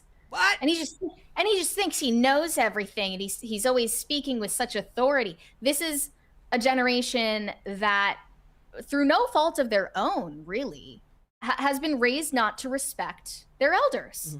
So why would they sit down and listen or read from older generations when they have completely shattered the concept that older generations have any authority? Intellectually or spiritually. So that's part of the problem. I mean, there's also this naive sort of 2000s to 2010s tech optimist belief that, you know, we can just like carpet bomb Africa with iPads and then everybody there is going to become a genius. Like, they literally thought for a time, and perhaps some people still think this, that you can just hand someone technology that they do not understand and have no, foreknowledge of the consequences, and that is going to enable them to reach the heights of excellence. That is an absurd assumption, and it's almost like a religious faith that they have in technology. I watch videos or shorts on like cabinetry and carpentry, master carpenters. It doesn't mean I can go and do that, right? Like that's the problem that I have. The way that short form content has actually tricked people into thinking that they might be learning something useful when really it's just a way to pass time because it's made well. Like I was trying to explain to Olivia. So they make these videos, right? Where it's a bunch of pieces of 2x4s or wood placed against a wall, and the wall is cut at odd angles. And it's basically showing them doing the math, like the geometry to cut it out and put the pieces in together. And they overemphasize and dub in the audio of the pieces of wood clicking against the wall, because in your brain, it's unbelievably satisfying to hear. Okay, so the process of that teaches you nothing. You've learned nothing. You've gained nothing from this, except for you're like the person at the slot machine, listening to the sounds as you do this on the handle. You don't gain anything from that. It's literally just the pleasure center of your brain getting rewarded. Well, I do really enjoy short form informative content, and it is a lot of what comes up in my algorithm on Instagram. It's usually someone talking about a certain subject and they introduce a new idea or a person. And I will admit that it is totally useless if you see that video and just continue doom scrolling and forget it 2 videos later. You actually have to make a note of it and use that as a jumping off point to do deeper research independently. Yep. Very few people do that. Yep. So even if it appears to be educational in nature, you actually have to still take some initiative for that to be true. And there are some cope responses from other experts in the field who don't totally agree with this neuroscientist's perspective, claims that although intelligence is technically declining, according to the stats, some argue that changing test environments, mental health pressures, pandemic disruptions, and sleep deprivation may contribute more than technology. And I still think that this is just a cope. it is obviously so much due to technology that all of those other factors, while perhaps real, are hardly even worth mentioning. And the sleep deprivation, for one, is just a symptom of the technology. Yep. The mental health pressure is also a symptom of the technology. The pandemic is, I guess, a constant with the technology, because when kids were locked down and outside of in-person classrooms, they were forced to use technology, which completely disrupted their education and social development. So again, that's a technology problem. And why are we still scapegoating all of these other factors instead of just addressing the elephant in the room? I made the point last night that it's something that I have to even struggle with. When you have an addictive personality and you learn to start spotting where your behavior is veering off, it's kind of gets baked into your brain when you get into recovery. But I have to find ways to detach myself from my phone at night, and when I can do that successfully, my attention span, at least for a small period of time, is heightened. So if I'm actually going to do work, like, because I record a lot of videos at home too, like sometimes it's something where it's like I'm coming in the next day, we likely wouldn't talk about it either, because the people, if it's like a Tuesday or Thursday show, I'm like, who else is going to want to talk about the Rockford Files? Nobody but me. So I go into my room, and now that didn't happen with this specific video, but I start doing my research and I start doing it right then and there. But if I try to do that from my phone, it doesn't work. I have to detach myself from my phone. I have to set myself down into a very specific situation where I know I can sit down, read, and actually take in the things that I want to do. When I try to do it in alternative environments, either on my phone, sometimes even on, like, here at work where there are more distractions, it becomes infinitely harder. And when I look through this, like, we're on this computer here, like, sometimes I'll be doing alt tab to get to like a specific window, and I'll go through them like 30 times because my brain literally cannot process which one I'm looking for. And it's because there's so much technology that your brain is, and that affects the mental health stuff too. I sleep better when I get off my phone earlier.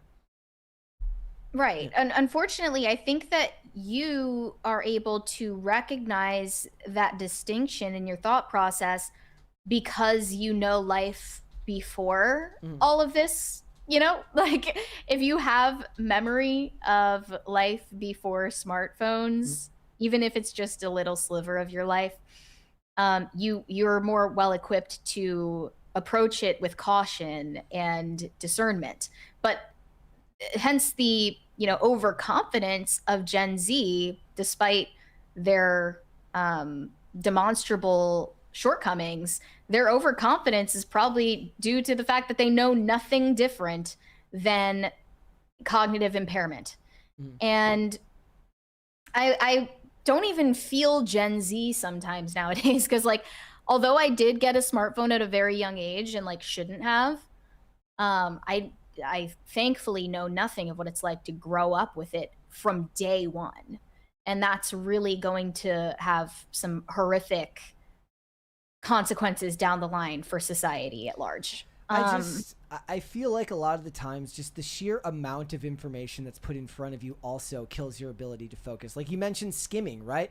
Like that can happen. Like how many articles have we covered where it's just so dense that actually the size of the text matters that I'm looking at it. How the paragraphs are structured matters. If you are not, disciplined enough, and I am not, to just sit there, start at word 1, end at word, 2,750. However many words the article is, a lot of times you start skimming and looking for specific words, and then you get frustrated because you can't find them, or the article is not organized, which is, by the way, one of the ways in which the worst of the worst as far as like pieces of garbage in media, how they structure articles. That's why the most important information on a political article is in the last paragraph. It's lie by structure. They know that the average person, not even just Gen Z, the average millennial doesn't have the brain power anymore to sit down and read a seven paragraph article. So it's happening to all of us. Yes, so it really is.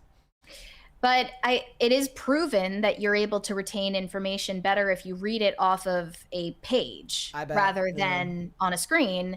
And same goes for writing something down on pen and paper rather than typing it out. And I just can't believe that it is still controversial to bring up the smartphones in classroom debate. Like, people will come up with the most cartoonish reasons to defend it, and I simply will never understand why. I fortunately I never attended a school where a smartphone was allowed past the door. You were required to have your phone not just in your locker all day, but shut off and in your locker. And you would get in serious trouble for even looking at it for a second, let alone bringing it in a classroom and looking at it during class. Like, how is that even close to acceptable, or even a subject that's up for debate? Yeah. That is insane. Nina Infinity has just sent all her viewers over here to watch, so welcome to all of you who might Rumble? be new here. No, we're on YouTube, YouTube. right here. Yeah, right. We're on YouTube Thank right here. you, Nina. Yeah, the gap there is for me right now is most of the time the focus is like, if I take notes, for instance, like if I write out my thoughts on something we're going to cover, I remember it 100 times better than just reading it and making a note in my mind, even if I don't reference back to those notes during the segment. Like, a lot of times at home, I will take a page worth of notes on something I want to talk about, and then I won't even reference it because my brain is now linked where it was when I typed it to where it sits in the article as we're covering it. And that's just another step that's gone most of the time when you used to have to read something on a piece of paper and then write it down in an actual notebook. And that's not even getting into the topic about like how much you retain in audio books versus how much you retain actually reading words on a page. Mm-hmm. Well, this scientist's remarks conclude with an action item, and he's calling on lawmakers to enact policies that force a change, shift away from educational technology. I find that incredibly unlikely. I don't think that is going to succeed because, not because it's incorrect or based on a false premise, but because it requires more work from adults.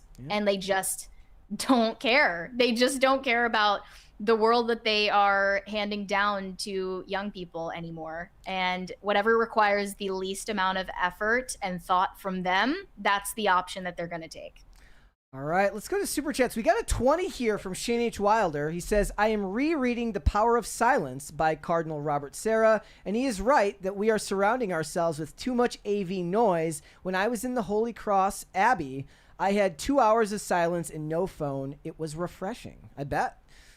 Yeah. I struggle with really that, though. important. Like, but for me, like, I mean, Olivia will point out, like, I don't sit in silence well. Like, that's why I have a headphone in all the time. It's literally like a tick now. Like, I always have something's going on.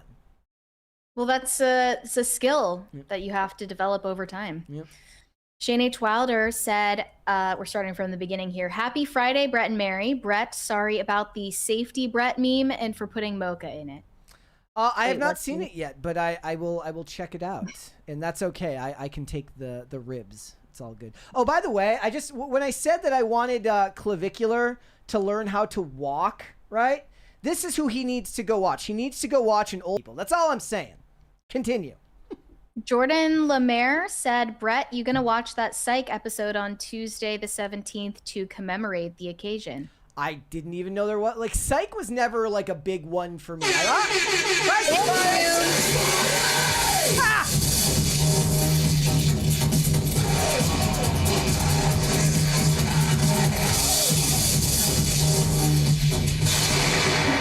To any new viewer here who is scared out of their mind as to what they just watched, every time we get a crisis party, which is $100 in Super Chats, there is a crisis party in which the lights go on, and it scares the crap out of, I'm over here at the office, and whoever's working upstairs gets scared out of their minds every time that happens. So rip to them upstairs. You'd think they should be used to it by now. No way, man. So wait, they're doing a Psych reunion episode? I mean, they did several Psych movies, if I remember correctly. Okay, let it die. You know, James Roday Rodriguez is one of those examples where it became fashionable in the industry. He went by James Roday, but he's white passing, as they would call it. So he added Rodriguez to his name. That's lame. Yeah. Where are we at in the poll right now? We Not are that John Stewart said I'm more Valentine's Day neutral. 53% are pro Valentine's Day, so we've got some romantics in the chat. It should be higher than that if you ask me. We didn't give you a neutral option because that is a cop-out. You have to pick a side today, and 53% is not high enough. Really. What's wrong with you people? Why do you hate Valentine's Day? Yeah, Corey Anderson said, Mary, homie on your other show makes you look like the smallest of beans. Okay, I am not going to embrace that term. A small bean. That, no, we're not doing that. But yeah, I think the size differential between us is part of the charm. No Control said, Pilot G2 for the win, fight me. Oh, the pen. Pilot G2, is that the one that you have? Or no, that was the one you said that you don't like. I don't like the pilots. Pilot G2. Guys, it's the Papermate Inkjoy all the way if you want to improve your quality of life significantly. Greg Duvier said, you need a third option. I don't care about Valentine's, but celebrate it because my wife/husband wants to. Okay, I thought you were saying that you have a wife and a husband? A wife and a husband at first, but you're just referring to like other people. Well, I guarantee you there are 0 wives out there that begrudgingly celebrate Valentine's Day because their husbands like to. You're talking about husbands who begrudgingly celebrate Valentine's because their wives want to. And we're not giving them a third option, okay? By the way, just means that you hate Valentine's. Nina did raid over on Rumble as well, so thank you so much. Thank you. You much appreciate I think that. Friday is when she does her good news show, which we could, we could all benefit from. Like, shows about actual good news. Nah, we're negative all the time. Yeah. Shane H. Wilder said, I use a refillable pen with cross ballpoint broad ink in black 81012. Bro, if somebody came up to me. That sounds like a weapon. I'm sorry. If somebody came up to me and said that they refilled their pen ink, I'd be like, why are you bragging right now? Like a quill pen? Like that? He says, I take a lot of notes. I also keep notebooks to take notes during the homilies. I believe in writing everything down. I have a planner. I don't use the Google Calendar or the calendar in my phone ever. I only write things down on paper. So I would basically be doomed if I lost it. But that hasn't happened yet. I do use my phone calendar like a decent amount. Like there was definitely like I had an appointment coming up that I had to call the doctor about and be like, I have an appointment coming up, right? Because I know it was supposed to be around this time and it's not in my date book, so I forgot to do it. Plus, I'm going to be on Vera Dark's channel next Wednesday, and she's going to be on here next Thursday, and I had to send her a message and be like, I don't have anything in my notes.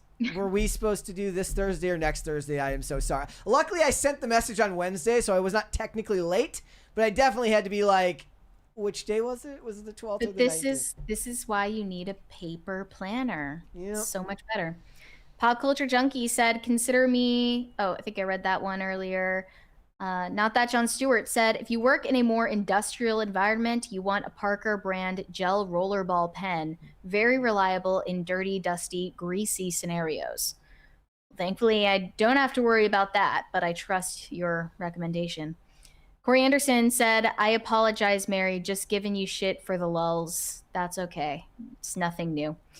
Cold Leftover said, weirdly, despite all the GFs I've had, I've never had one on Valentine's Day. But it's my grandma's birthday, so I'm very pro Valentine's Day. See, that's the other movie that gets made is like you're just cheap, so you break up with them right before Valentine's Day. No, well, I guess that wouldn't work either, because like, no, what you do is like a week before Christmas, you break up, and then you pick up a girlfriend right after Valentine's Day. You get through the holidays, and then move on.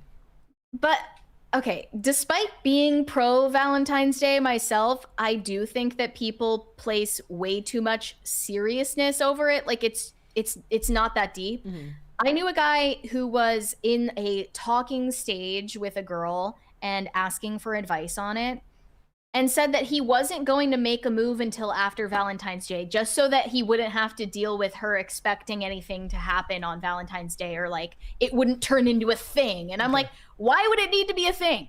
Literally, why? It's not that serious. Do you think the same is true of like, so one of the core tropes of the television or movie that involves romance is like how unbelievably serious they take meeting the parents for the first time, to the point where it always becomes a storyline where they freak out about it. Is that what it's like in real life? Or because like when I met Olivia's family, I mean, there were expectations there for sure, but I wasn't like panicking. No, there's no reason to panic, but in those TV shows that you're talking about, it's always because like one of them, like their parents are crazy. Yeah. Like that's, oh, you don't get my dad started talking about I don't fucking know. Like it's always just some complicating factor that makes it worthy of panicking about, but in real life it's also not that daunting. Corey Anderson said, securing the mic would be fun as shit. Brett, like turning off the hot water heater while your wife is in the shower. I mean, I can mute my microphone, I think, on here, like via the, like, you know, like the peer-to-peer room that we're in, but I don't know if I can mute yours. So wait, is this about the conspiracy theory that you were muting me? I think so. Like, wait, go ahead, talk. Maybe this would do it. Okay. Are you able to mute me? I can. Yeah, there's a button here that could do it. Okay. No, the conspiracy theorists are gonna love that. That's great. Well, the person said it looked like I pushed a button, but I can't do it by pushing a button. I'd have to use like the mouse to do it. And if I was doing that, I wouldn't just like let you pick right back up where you left off, unless I'm like the pettiest person in the world. I'm like, she's on a roll right now. Fuck this shit. And then you just mute him to make me start over. But you're the host of the room, so I can't mute you. You can only mute me. I can't see what it looks like on that side, but I don't think muting it would actually mute just you. It would mute me as well. I'm assuming. Oh, okay. So, Receptive Skeptic said, what's your fave Valentine's Day movie, you guys? Sunshine of a Spotless Mind is mine and my husband's. We watch it every year. I don't think I have one. Is that just any rom-com that would apply, or does it have to like take place on Valentine's Day? I guess. Is this turning into a freaking Die Hard discussion? Like, it's not a Valentine's Day movie. It's just a movie that happened over. John McClane stopped two people from taking over a building on Valentine's Day. He wasn't there for Valentine's Day. I think any rom-com applies here. So, Brett, do you have a favorite rom-com, or at least not favorite? No, I mean, the 10 Things I Hate About You is like the movie that I still love, but that's okay. That's a solid choice. I mean, I didn't care for it. But, yeah, you know, makes sense. You're a millennial. For me, and I really liked The Girl Next Door with Alicia Cuthbert and Emile Hirsch. Those are two movies that I really, really liked. Neither of which has anything to do with Valentine's Day. I'm trying to think about it, but I feel like most of the rom-coms I like are more Christmassy. Like Bridget Jones' Diary is definitely more of a Christmas vibe. Not sure about Valentine's Day. I'll have to get back to you on that. Pop Culture Junkie said, so first rule of a internet show is we don't talk about a internet show. Lips are sufficiently sealed. Yeah, it's kind of like, if you know, you know. If you don't, you don't. If you get it, you get it. If you don't, you don't. Sort of thing. Corey Anderson said, with the new Tomb Raider movie on the horizon, I just want to say Camilla Luddington was the best Lara Croft ever. I didn't have a chance to look into that. Is that like game version of the character? Angelina Jolie will always be my Lara Croft, as any millennial will tell. I guess not any millennial, but anyone like me. I was not a PlayStation. I had a PlayStation 2. I did not have a PlayStation 1. I had an N64, so I did not play Tomb Raider the game. Oh, she was the mocap and voice actress for the video game. Yeah. I love this. The Destroyer to All Trolls says Fight Club reference. If you guys actually did that for like a internet show, like you might win. Wait, this whole time I can't. Should I say his name? Kyler. Kyler is my alter ego. Yes. Like I've split, and he's my alter ego. Exactly. We're the same person. There's there's a 20 here from Pop Culture Junkie. Says, great, incisive, focused conversation on cognition, technology, and reduced attention spans. Favorite subject of mine. Thanks for the wisdom. Hope both of you have a great weekend. Thank you. And hopefully in the process of having that discussion, I proved that I am not dumb like the rest of the Gen Zers. You're not like most Gen Zs. I'm not like most Zoomers.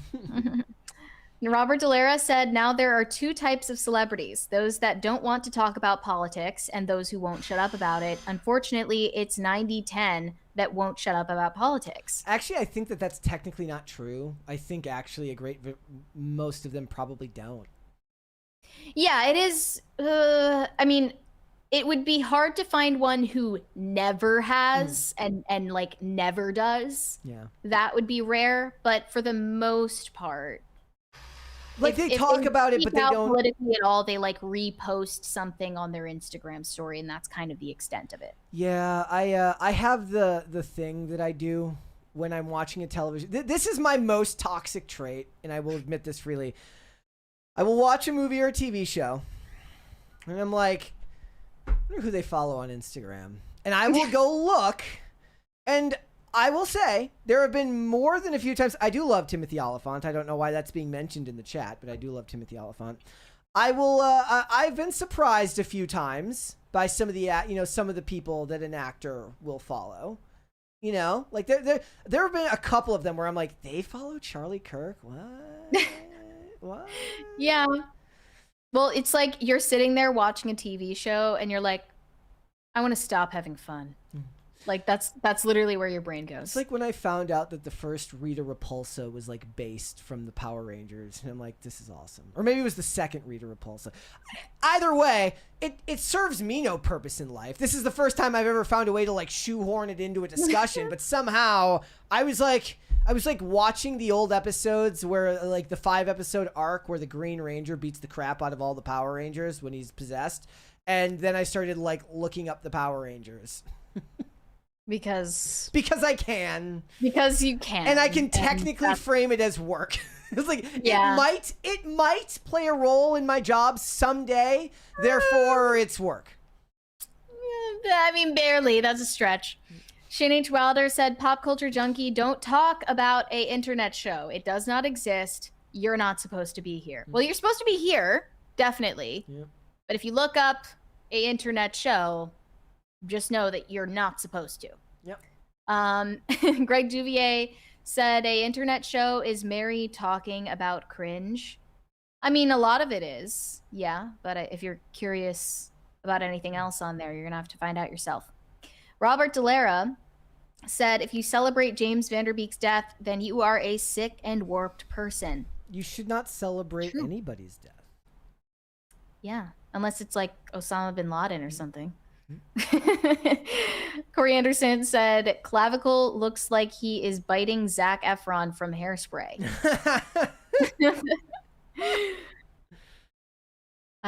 What is his celebrity look-alike? Who would play Clav in the movie? I don't know. Clav? Like he's got like the problem is now is like if somebody's gonna play these characters, they're so young when they're famous that you have to find somebody equally young, and I don't know who that would be. Right. Corey Anderson said, Brett is married. I'm sure she is trying to respect her relationship. Oh, I thought you meant Brett. That's it for let it wash over you. This is what I do. You have to specify which Brett. Yes, there's two Bretts. Brett. There's the C and then me. Yes. Brett is married. I'm sure she is trying to respect her relationship. She comes off as a very lovely and kind woman. Yeah, I mean, I thought if anything, she was like being too kind, and like in my case, I would have done the stupid thing and like started a fight with him on camera because I have low impulse control. But she definitely responded in the appropriate way. I saw Carnell. I saw your chat. I did miss your 20 here, man. I apologize. I've got it right here. Happy Friday, Brett and Mary. Brett, Mary, and chat. Recommending everyone go see Good Luck, Have Fun, Don't Die immediately. If you're in the market for a sci-fi time travel adventure comedy, it's worth a watch and would love it if you reviewed it. Yeah, I considered. So again, that was. It's possible that might come up during the episode I'm going to be on with Vera. Might go see it this weekend. Went to the theaters last weekends, and guys, it's not cheap to go to the movies these days, especially if you have to have the drunken fries, as I do. I already don't buy soda, so therefore I have to spend money on something, and that is always drunken fries. But guys, I just found a grocery store near me, near one of the movie theaters near me, that has all of my favorite H Mart foods. It's not an H Mart, but it's similar, and I am going to break all the policies. I'm going to go in there with a full banquet. I'm so excited. It's my favorite ritual. I'm not going to be paying for any concessions. Get out of here with that. Shane H. Wilder said, Brett dissed him and for just cause. I've shaked hands with women and get ready to clutch your pearls. I've even hugged women and it meant nothing.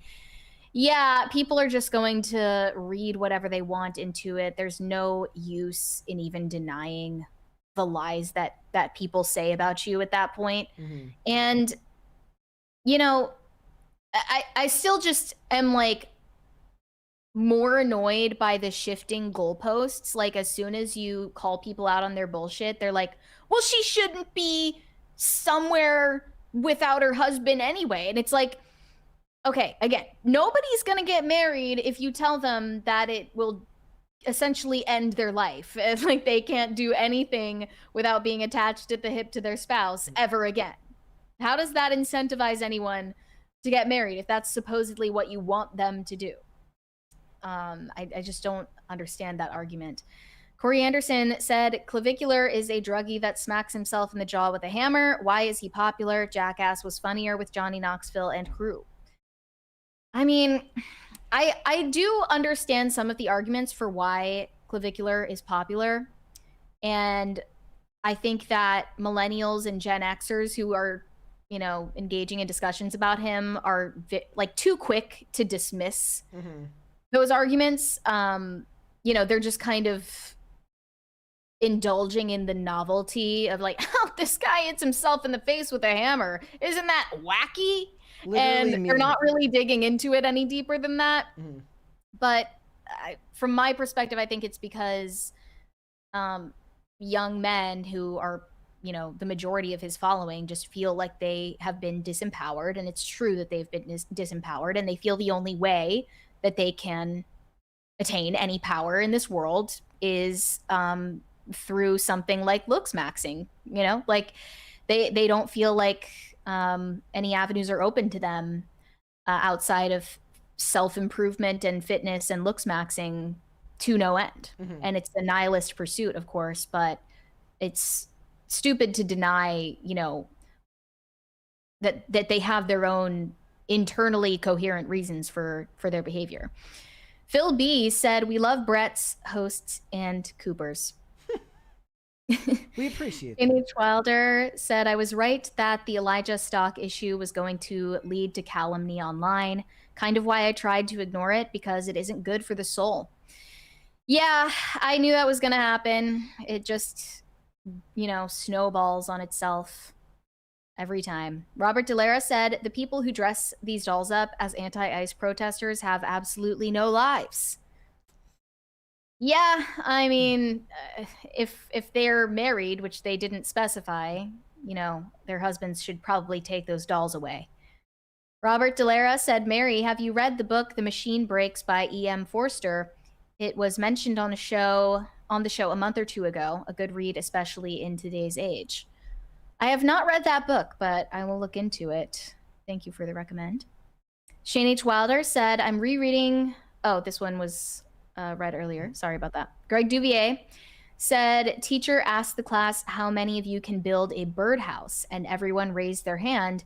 Teacher asked again, how many of you can build one without YouTube?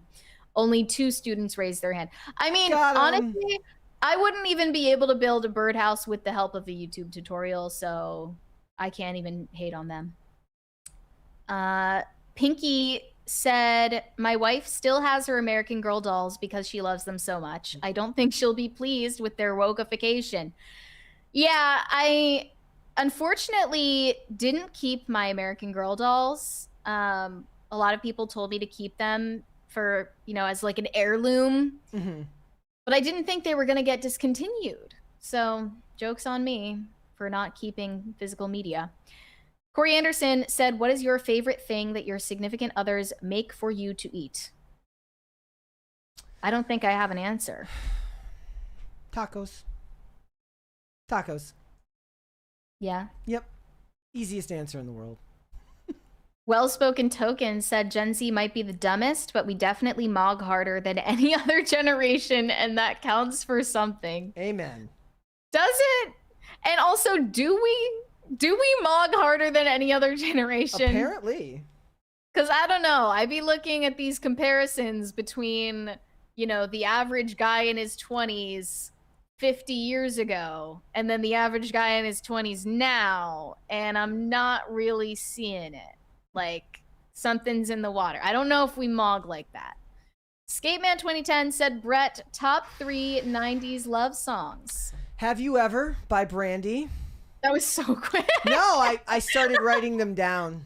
I saw it because whenever people ask you for I was like, how is that just like off the top of your head? Whenever people ask like a top 3 of anything, my brain goes blank. So I got a head on it. One Sweet Day by Boys to Men and Mariah Carey, and then Always Be My Baby by Mariah Carey, and anything by Monica, Drew Hill, Jodeci from that time period. Mary's mic cut out there. Are we having internet problems again? I have to wait and see if it reboots for her. That's okay. We'll have her come back once we do the outro for this. Hopefully we do not have the same problems that we had before with these types of issues. This one is not me, guys. I absolutely promise. If we have to do the outro and we can't have Mary on there, it'll be okay. But make sure that we got through all of the super chats here before we get down to the bottom, and I think we are almost there. Here we go. I think we are all caught up on the super chats.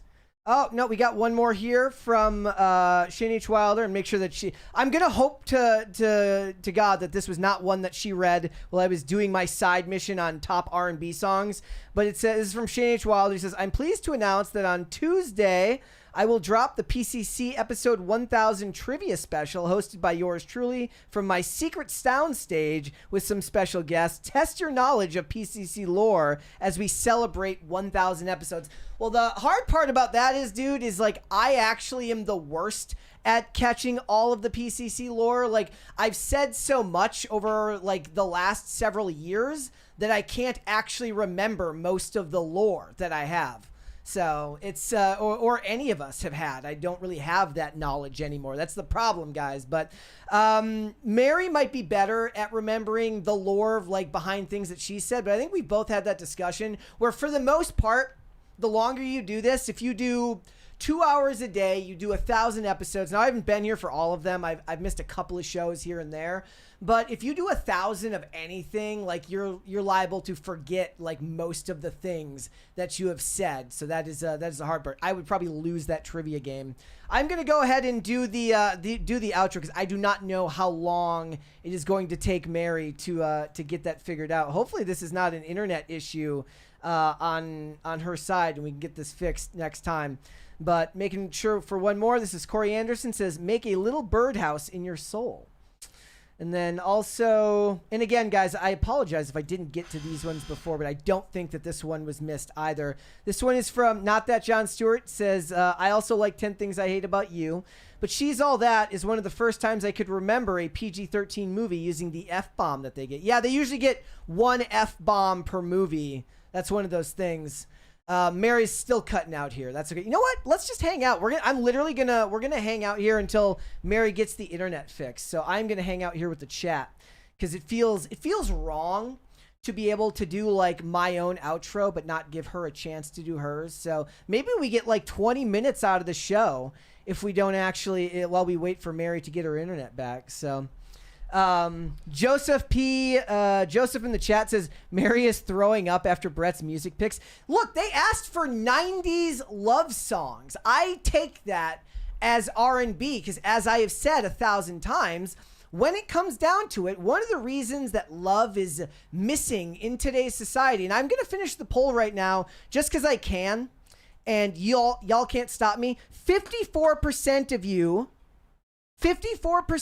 say that you are pro-Valentine's. That number should be far higher than just 54%. Far more people should have a little bit more faith in love. So I take issue with that. And one of the reasons why love is so much less prominent these days than it used to be is we don't grab the air anymore when we sing. Like, nobody performs with any sort of love or yearning. It's all it is like over-sexualized music. There's no yearning in music anymore, which we could use more of in the world as far as I'm concerned. Katie says the best love song is I Just Can't Stop Loving You. Keep going down here. Mike says Crazy Bitch by Buck Cherry. Let's see if we got anything else here. We had another super chat here. Corey Anderson says, over under how many times Mary drops out of the 1000th episode. Look, this is the first time we've had the issue of somebody's like internet dropping in like 2 weeks. That actually bums me out because we've actually been doing really, really well with that. We have not had that happen in quite some time. And we were kind of under the assumption that this was happening mostly because of the weather, because of where Mary lives. They were having issues with internet because of, the storm that happened a couple of weeks ago. Now all of that has kind of disappeared, and the weather, like, it was up in the 40s most of the week where we were here, which is way better. And can somebody tell me what the make a little birdhouse in your soul is a reference to? Because if it's a reference to something, I have no idea what that reference is. Got some more here. 54% on that poll. I was absolutely right about that. I don't know what people are talking about with Jinka. Oh, okay. Okay, here we go. Corey Anderson says, anything by Boys to Men is the best love song. Yeah, I'll Make Love to You. Not you specifically, if you're watching the show. But that song is absolutely that for the romantics there. Somebody says, Just Say Yes, Snow Patrol. I should have put a poll up with the best love songs, but then I would have only gotten to a pick 4. Not That John Stewart says Every Breath You Take. Oh, wait, that's a Stalker song.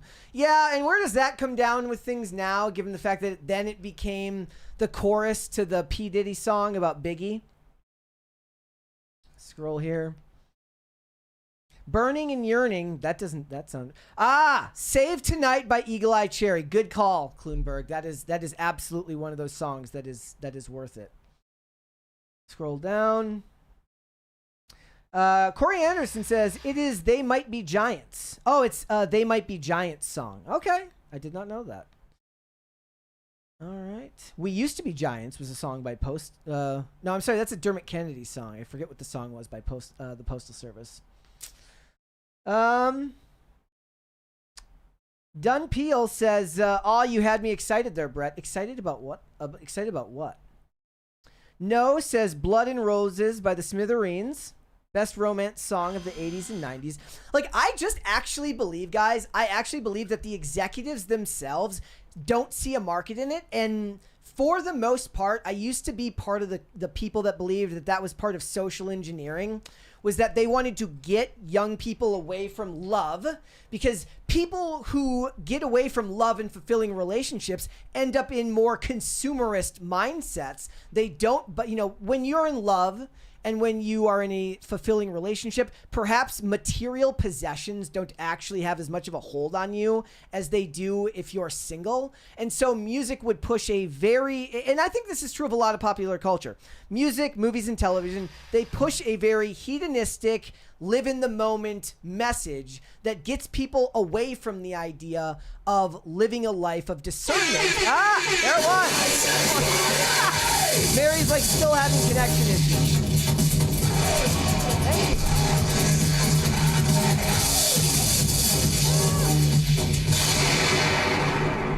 All right. So I actually believe that a lot of times this is an issue of the industry doing that. Now, I don't necessarily know if it was some type of ongoing message that they were trying to push because they're the shadowy forces that want to program everybody to see the world a specific way, which obviously is one of those things that a lot of people tend to actually push, whether it's the idea of predictive programming and all of that. But as we grew apart in society, the music is more reflective of a live in the now, hedonistic world, and that type of music just doesn't have a place on the charts the way that it used to. Most of the time, you will still hear you can still hear musicians that perform songs like that, but they're not as common as they used to be. Dermot Kennedy makes music about love and connection and romance, but he's not what you think of necessarily when you think of top 40 artists.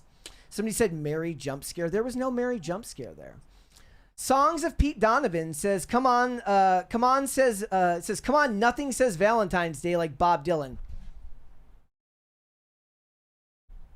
Bro, we do not support anything Bob Dylan on this channel, and you know this. We will not accept any words of Bob Dylan that are not negative because we are not dumb people on this podcast. We understand that slow, warbling, garbage music is not music at all. The only thing it could be that would be worse would be Bruce Springsteen, as we all know. Will W says, not true, Brett. I know many households that spend $10K a month on who knows what.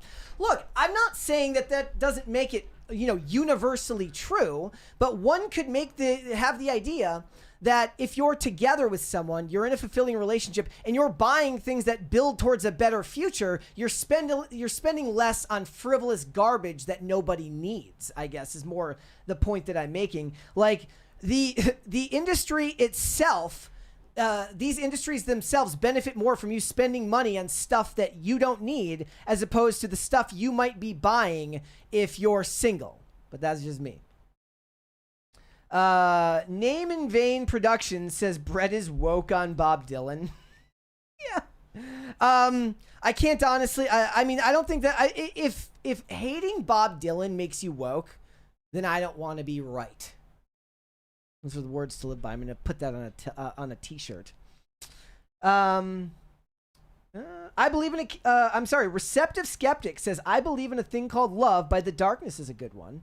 See, this is what we should have done for the podcast. We should have had a whole episode, and it would be fun too because I would get to go back, listen to, and then do some research into old R&B and love songs. I guess maybe it's more of like a Rorschach test in itself, where when somebody said like, "What are your favorite love songs from the '90s?" Like my mind immediately went to R&B. But somebody mentioned Eagle Eye Cherry and Save Tonight. That's a great song. Also, I think that was from the not another teen movie. I believe that was from the 10 Things I Hate About You soundtrack, or at least Eagle Eye Cherry was on that soundtrack, if I remember correctly. Keep going here. What one was the 2000 song? Right. How long can we go? Like, well, Mary tries. It's so funny. Like, if Mary manages, like, will we make it to like 6 o'clock before Mary gets it figured out? We will have to wait and see. And can I, Brett, ramble for that long? We were actually talking about it on IRL last night because Tim was talking about losing his voice, and I was talking about over Thanksgiving we did like a separate episode. Or I did a separate episode because we were still working out everything. We weren't sure when we were going to start going back live again. And I pre-recorded a full episode of the show. I think it went an hour and a half. And like 20 minutes in, I was like consuming a whole bottle of water because my natural speech pattern is so fast. It's one of the reasons why reading is so difficult for me, which is like the funniest thing about this channel is like there's nobody in the world that is worse at reading than me. But the point was that when I would do solo stuff, I would have to like pare back my rate of speech because by segment 2, I would be out of it completely. Whereas if I'm doing like a video, if I'm just talking about one topic and I'm trying to be done in 13 to 15 minutes, not much I can do. I can get through that one on its own and it's no problem. So is what it is. All right. Let's see, we got a couple more here. Super chat from Freak Juice. Fantastic username, my friend. Am I yes, back? Yeah, you are. I saw your internet like yellow out there. Okay. I've been dancing here. Like, it was literally right at 5 o'clock that happened. Okay. How long did that take? It took about 12 minutes. So that's what I need to start doing is like, if it ever happens again, I hit the stopwatch. It's like, all right, Brett, tap dance for 12 minutes. Well, the thing is, like, I didn't do anything to fix it. I just kept refreshing and, I don't know, just doing random stuff that hopefully would help. But I have no idea why it stopped. Well, I had why to keep it restarted again. I had to keep the show going because I figured it would be it's uncouth to not let you do your outro. We got one more super chat here from Freak Juice, and I'll double check and make sure I didn't miss anything. It says best love song 90s are mine. He says best love song 90s are mine. Your Baby's Daddy and Stuck in the 90s by DJ Freak Juice on streaming and cassettes. Macarena is good romance music too. Is the Macarena a romance song? I don't know. I wouldn't think so. But I mean, someone could like AI generate a Twitter thread about how the Macarena is actually a protest song, and I would believe it. Yeah. At least for half a second. Vodka J Bulls says, been with the Tomb Raider franchise since 96 when I was 10. Will not be watching the movie. I don't think it's a movie. I think it's a TV series. Is a series on Amazon, right? Shane H. Wilder says, you better not, Brett. You're married. I better not what? What did I say? Not what? Not what? What did I miss? What did I miss here? Am I don't know what he's talking Am I missing about. some huge scandal that just took place? What? Shane, you'll have to let me know what I better not. Songs of Pete Donovan says, here's a song. Kiss. Oh, yes. Kiss Me by Sixpence None the Richer. Oh, yeah. Oh, yeah. That's one of those ones you listen to it and you're like, bro, we don't make them like they used to. There's a movie that has that song like throughout the whole soundtrack. It's not She's All That. It's I forget which one it is, but I love that song. Yeah. I don't remember now. What movie was it that song was was the soundtrack of? It's been so long since I've seen it. We got another super chat here from Not That John Stewart. Says, Hold Me, Thrill Me, Kiss Me, Kill Me by U2 from the Batman Forever soundtrack. You can't list the Batman Forever soundtrack and not have Kissed by a Rose by Seal. The song has nothing to do with the movie. And the music video goes super hard. None of this U2 garbage. U2 should be banned from music from forcing you to have an album that just showed up on your iPod. I wish we could just do like a listening stream. Like I wish that copyright wasn't a thing. Yeah, I know, right? That would be the best. Whoa, big super chat here. Bro, I'm going to mess up this username again, but that's okay because he spells my name wrong, so that's all right. Do you see that one, Mary? Do you see the 100? It hasn't come up for me yet. I'm gonna wait for it because I want you to take a stab at the username. How about that? Okay. I mean, I feel confident. Yeah. I can do it. All right. We got more super chats here. I'm scrolling back up. Did I miss? Somebody said I missed one. I got to make sure that I did not miss anything. I believe I got all those. I can't hold you accountable because I wasn't here. I know. I'm double checking to make sure that Wait, no. I just see two new ones that are not hundreds, but I'm just going to read them because I don't see the $100 super chat yet. Sorry. Shane H. Wilder said, I'm going to suggest Demo Letster Tag by Herbert Grönemeyer. Beautiful love song. Mary gets to be surprised on Tuesday as she missed my announcement. Okay. Yeah. That's okay. I'll wait for the surprise then. Penamite said, Pen Maxers, give the Beek Crystal a try. I've been buying them by the box for years. They're buttery smooth. Well, your name is literally Penamite. You are like a man who is passionate about pens. I love that this is a thing we're discussing today because I know it's something people feel strongly about. And it feels like something that would like have a strong Instagram following. Somebody that reviews pens. Yes. Yes. Something blue underneath my pillow said, Brett, if you are a slow reader. Oh, this is the $100. Yeah, but that's not his name on here. It's like ORIKON, but the O is a 0, 74. That's weird. I don't know. It must show up differently on the YouTube side. Sorry if I just blew your cover, dude. Brett, if you're a slow reader, you should check out Aurora's Edge. It literally took me 2 days to read through the proof, and I am a notoriously bad reader. Thank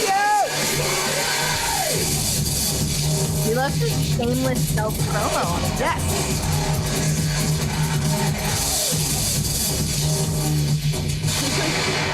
And then Greg Duvier said Kiss by a Rose. Yep, that's a masterpiece. Like, I implore all of you to go back and rewatch the music video. Like, it's just Seal singing, if I remember correctly, like on a rooftop or something, and it's just random clips from Batman Forever intercut in the film. I feel like you have mentioned this before, so you must really like it. I remember you probably mentioned it years ago. Also, yeah. underrated, but you're probably not allowed to like, Gotham City by R. Kelly. Goes super Why aren't hard. you? Oh, just because it's R. Kelly. It's just called Gotham City. Again, the song is like, has nothing to do with Gotham City from what I remember, but that's in the chorus. Did they end up taking R. Kelly off of Spotify altogether? Oh, I have no idea. I don't use Spotify, so. Okay. Not that John Stewart said, I agree with the atrocities of U2, but I still like that song. Oh, also, what was the song from Not Another Teen Movie? From Phantom Planet. What was that song?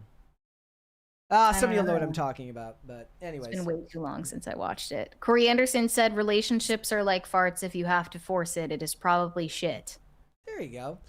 It's Well, Somebody's that's Baby. creative. Somebody's Baby by Phantom Planet is a really good song, which is a cover, I believe, of something else. Somebody mentioned D'Angelo. Do we have any Rumble rants? Let me double check here. Going up as far as I can. I have to keep you honest. I did see one earlier. Yes, from Tiffanel says 51st Dates. They're talking about it's back from when we were talking about rom-coms. I haven't watched that. I actually haven't watched a lot of rom-coms that are considered the classics, especially from the 2000s. Like I haven't watched Love Actually and those like other ones like Bridesmaids. Like I haven't seen a lot of those, but it would probably be my thing. All right, one more here from Greg Duvier. I'm about to have a TV for the first time in like, I don't even know, ever. Yeah. You're going to come in and start doing the show again and be really slow and unable to remember anything. And you're like, what's going on? No, I think it would actually help me doom scroll less if I can just put on a movie and really dedicate that time to one thing. Mm-hmm. Greg Duvier says, bring back music soundtracks. I assume they still make them. They probably just don't make them into CDs. Yeah, every movie has a soundtrack. What? Hold on, I'm double checking something.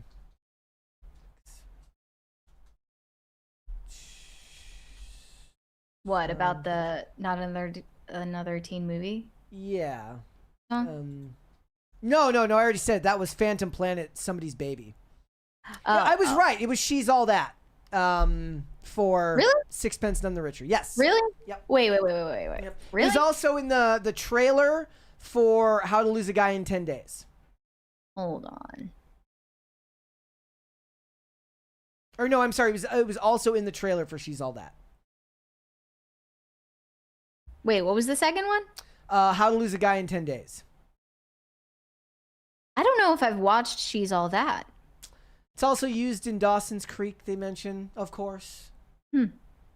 I mixed up She's All That with She's Out of Control. Okay. In my mind. Is the theme song from Dawson's Creek a love song? I Don't Want to Wait by Paula Cole. That was a bop in the time period. In fact, I would argue that the success of the show probably plays a bit of a role to the song. The theme song plays a bit of a role in how successful it was. What was the 90210 theme song? It was original. Songs of Pete Donovan says, what's the most overrated Valentine's song? What? Who thinks of these things as Valentine's songs? Are these Valentine's songs? What makes it that? There's a song called Valentine by YK Osiris. That's the most overrated Valentine's Day song. And I have no idea if it's actually a Valentine's Day song, but I have heard it. It's not his best work. Overrated Valentine's song. I mean, I'm sure that If that just means any love song, I mean, I can hardly narrow it down. I just made a new playlist that is, I just called it like 2000s car ride music. Okay. And it's got, you know, Gwen Stefani and Good Charlotte and Simple Plan and a couple of JoJo songs, Jesse McCartney, Kelly Clarkson, Justin Timberlake, Red Jumpsuit Apparatus. We got It's incredible. It's the best playlist I've ever made. Were those songs you listened to growing All American up? Rejects. Were those songs you listened to growing up?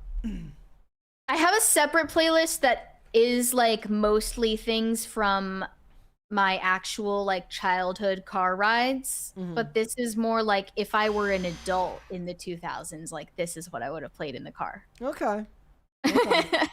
Another super chat here from Shane H. Wilder. He says, most overrated is Sugar Sugar by the Archies. Yes, but not Sugar Sugar by Baby Bash, which was a bop. I think that Zoomers should start ironically or perhaps semi-ironically standing Elvis.